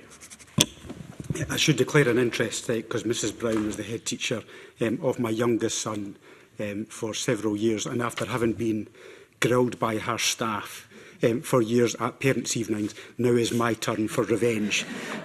But I welcome her to the committee, and thanks for your evidence so far. We've learnt about how often pioneering head teachers and staff have to swim against the tide for the parity of esteem, to get the vocational offer on an equal level as the academic. Why are they having to work so hard when you've talked all very eloquently about the need to and the focus on that parity of esteem? Why is it still so difficult for those heads? Why do they feel they need to conform to the traditional 5 hires in order to get the school measured as an excellent institution? What is it that we need to change in order to incentivise those leaders to make that change in the way that you've all discussed this morning? Who would like to start? I'm happy to go. I think part of it, as you've suggested, is about the inspection process and what we're measured against. But I think those measures also come into Parliament as well, because very often they are the thing that are used to beat the other party over progress that's been made or not progress that's been made. And I think very much a plea from School Leaders Scotland is that there becomes a cross-party group that looks at education for young people and looks at the measures of success, because this is about young people's futures. This is about the future of young people in Scotland, and they can't become that political pawn or used in an inspection to say that's a good school and that's not a good school by a traditional means of measures of success. So that would be a huge plea on our part that is looked at. Because, as I think I said earlier, if you're a more experienced leader, if you've come through an inspection and that's all successful, you have the confidence and the courage to make bolder decisions, because parents are with you, the authority are with you. If you're newer in post, you are less likely to do that if you still have all these things to face. So is it just the debate in Parliament that's doing that? Or what else is there? I mean, let's say we all agree in this committee we're going to focus on the things that you want to do. What else needs to change? Because I know we're really influential in here, but I'm not sure we're the only thing that's influencing matters. I'm going to make a note of that you're all going to agree in here in future. So, yeah, I think there is that, but I think inspections, the means by which schools are measured, is important. I think it's the narrative that's out there as well, what's published in the press in terms of those schools that are on league tables, etc., which don't take into account anything other than 5 hires, 3 hires, etc. That's not a helpful narrative. So, I mean, I've heard about the Insight programme, which is the measurement tool for schools. Has that got better at measuring things like foundation apprenticeships? Is that changed? Yeah, these things are now included within that, and we'll obviously look at destinations for young people, sustained destinations, but a lot of the success that is celebrated comes on the day that national qualification exams are released, when actually we don't get the full array of qualifications and achievements of a young person until Insight is released, which is much later. So you think our celebration day should be Insight Day? Absolutely. Yeah. Okay. To make sure that all young people's successes are celebrated, and that would provide parity of esteem. That would require quite a bit of organisational change, I presume, in order to make that happen, would it? Or to bring forward... I'm not sure that it would in that sense, because certainly having spoken with the Chief Executive of Qualification Scotland, that was something that he was keen to look at. So I'm not sure in terms of the nuances within the organisation how that would play out. Okay. Over to you. Yeah. So, yeah, absolutely. We are really keen to celebrate learners' achievements at school, whether they are our national courses or beyond. And that parity piece is central to the work that we're doing. And as I've said earlier, because we can see what's happening, we can see the practice happening in schools, we can see the benefits for learners. Last year, we celebrated 100,000 learners who achieved vocational, technical, professional qualifications. And that was more than we'd ever seen. And on the day of results day in those national courses, because they all happen at one point in the year, whereas other qualifications happen throughout the year, that's obviously the difference between awarding and when they're awarded. But that celebration, we are really focused on that celebration not just being about those national courses and those five at five, 3 at 5. I think equally there's also a cultural piece. I think there's certainly a bit, I think people understand it, I can't remember, apologies, who said it earlier, but about hires, we understand hires. I sat hires. I know you're thinking I'm very young and it wasn't that long ago, but I sat hires. You know, my parents would understand hires. You know, there's that currency bit. So there's definitely a communication part there, and that comes back to what we're talking about, reform of that co-creation. Would you change the description of all qualifications to use the SCQF framework? Yeah. Would you do that explicitly so it's common day language? We're very comfortable in terms of having that SCQF level against the qualifications. Very comfortable of that. And we've talked about that internally and some of the practicalities of that. That's what we're working through just now. But absolutely comfortable with that. We're certainly not a driver. We have thousands of qualifications. We have a full suite of qualifications. And actually the qualifications that we offer within the schools sector that people probably traditionally go to in their schools qualifications are very slim. They're a very small part of the qualification offer that we have. So we have a full range that we're open to. So from our perspective, we want to celebrate all of those achievements. So anything we can do in that space to drive forward that element of parity and celebrating the full range of qualifications and achievements of all learners is something we're absolutely committed to. But Sarah, when you were the head teacher, I mean, what pressure did you feel from the local authority? Were you incentivised to deliver that vocational offer, or did you have to swim against the tide? I think I was in a good position insofar as we were supported to meet the needs of all learners, that the SCQF level framework provided us an opportunity to compare qualifications, and that feeds into the insights that's been mentioned, because as Kirsty said at the beginning, really we're looking for a more sophisticated measure of schools than just the number of qualifications. Insight, however, is very sophisticated, but it's also very complicated. So for people who are not in education, they look at the number of hires, the number of national qualifications, and they'll look at English as they may perceive that to be more academic than another qualification at the same level. So there's a bit of an education, I think, to be done across the system to ensure that that parity of esteem is given to qualifications, because a lot of the driver is external pressure to make sure your school is performing well.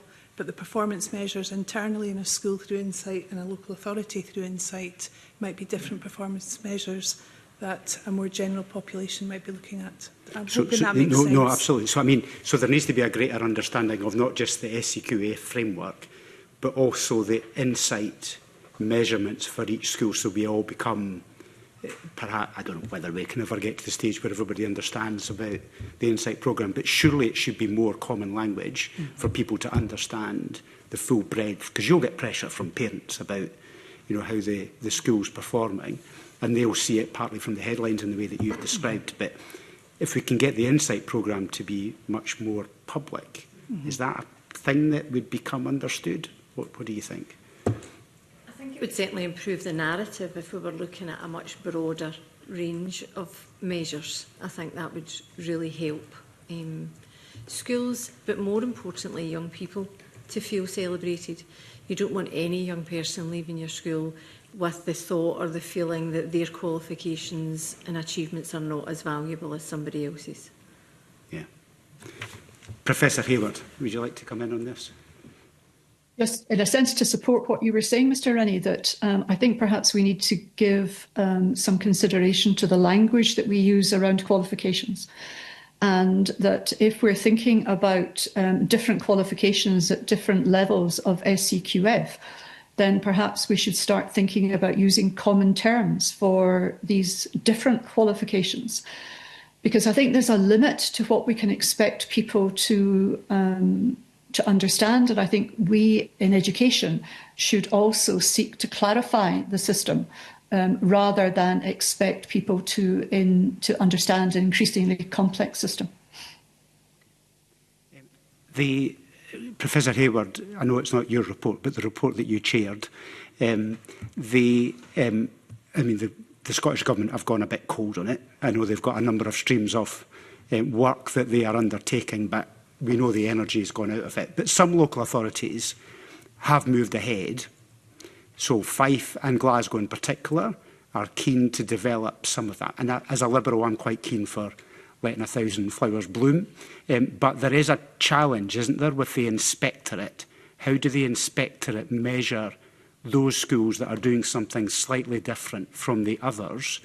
If Fife and Glasgow are moving ahead and implementing more of your plan, does that not create a challenge with how they are measured and also how they are judged?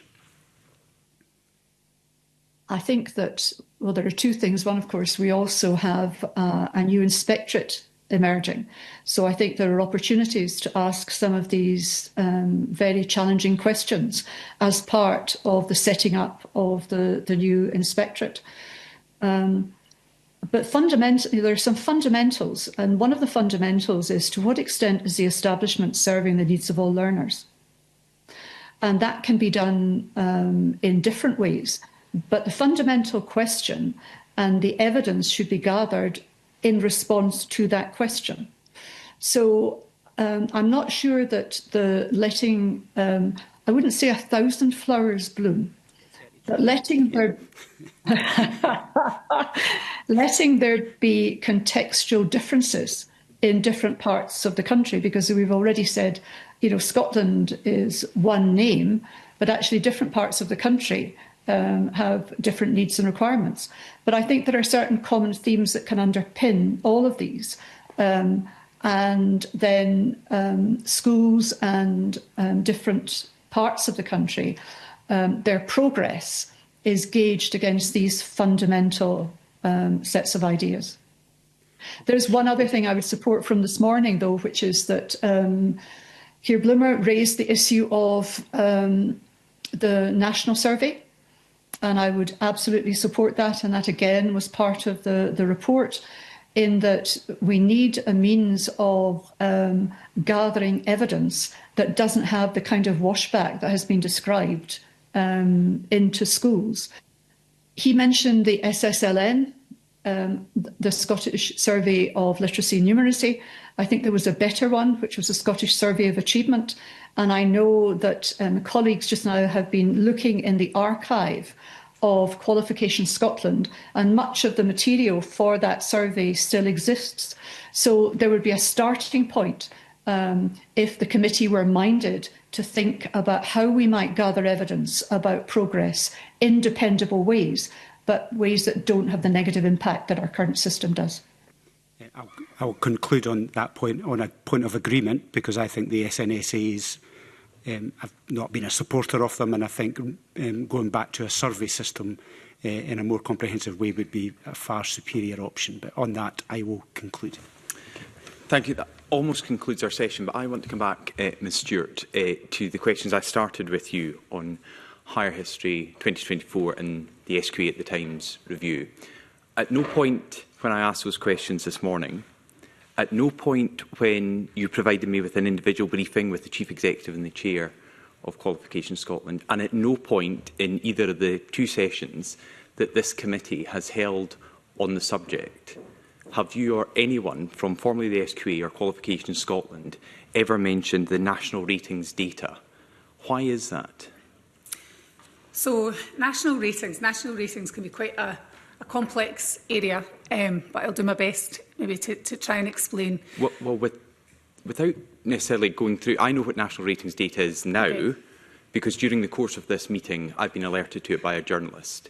So my question was, why has that never been mentioned by anyone representing Qualification Scotland or the SQA when we, as a committee of this Parliament, have been discussing the higher history results of 2024? So national ratings, as you'll be aware, are a guide. They're a good guide for subjects that are comparable in nature.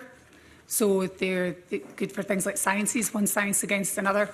Where they're less comparable is looking at one subject area against another. So sciences compared to something in an expressive arts context.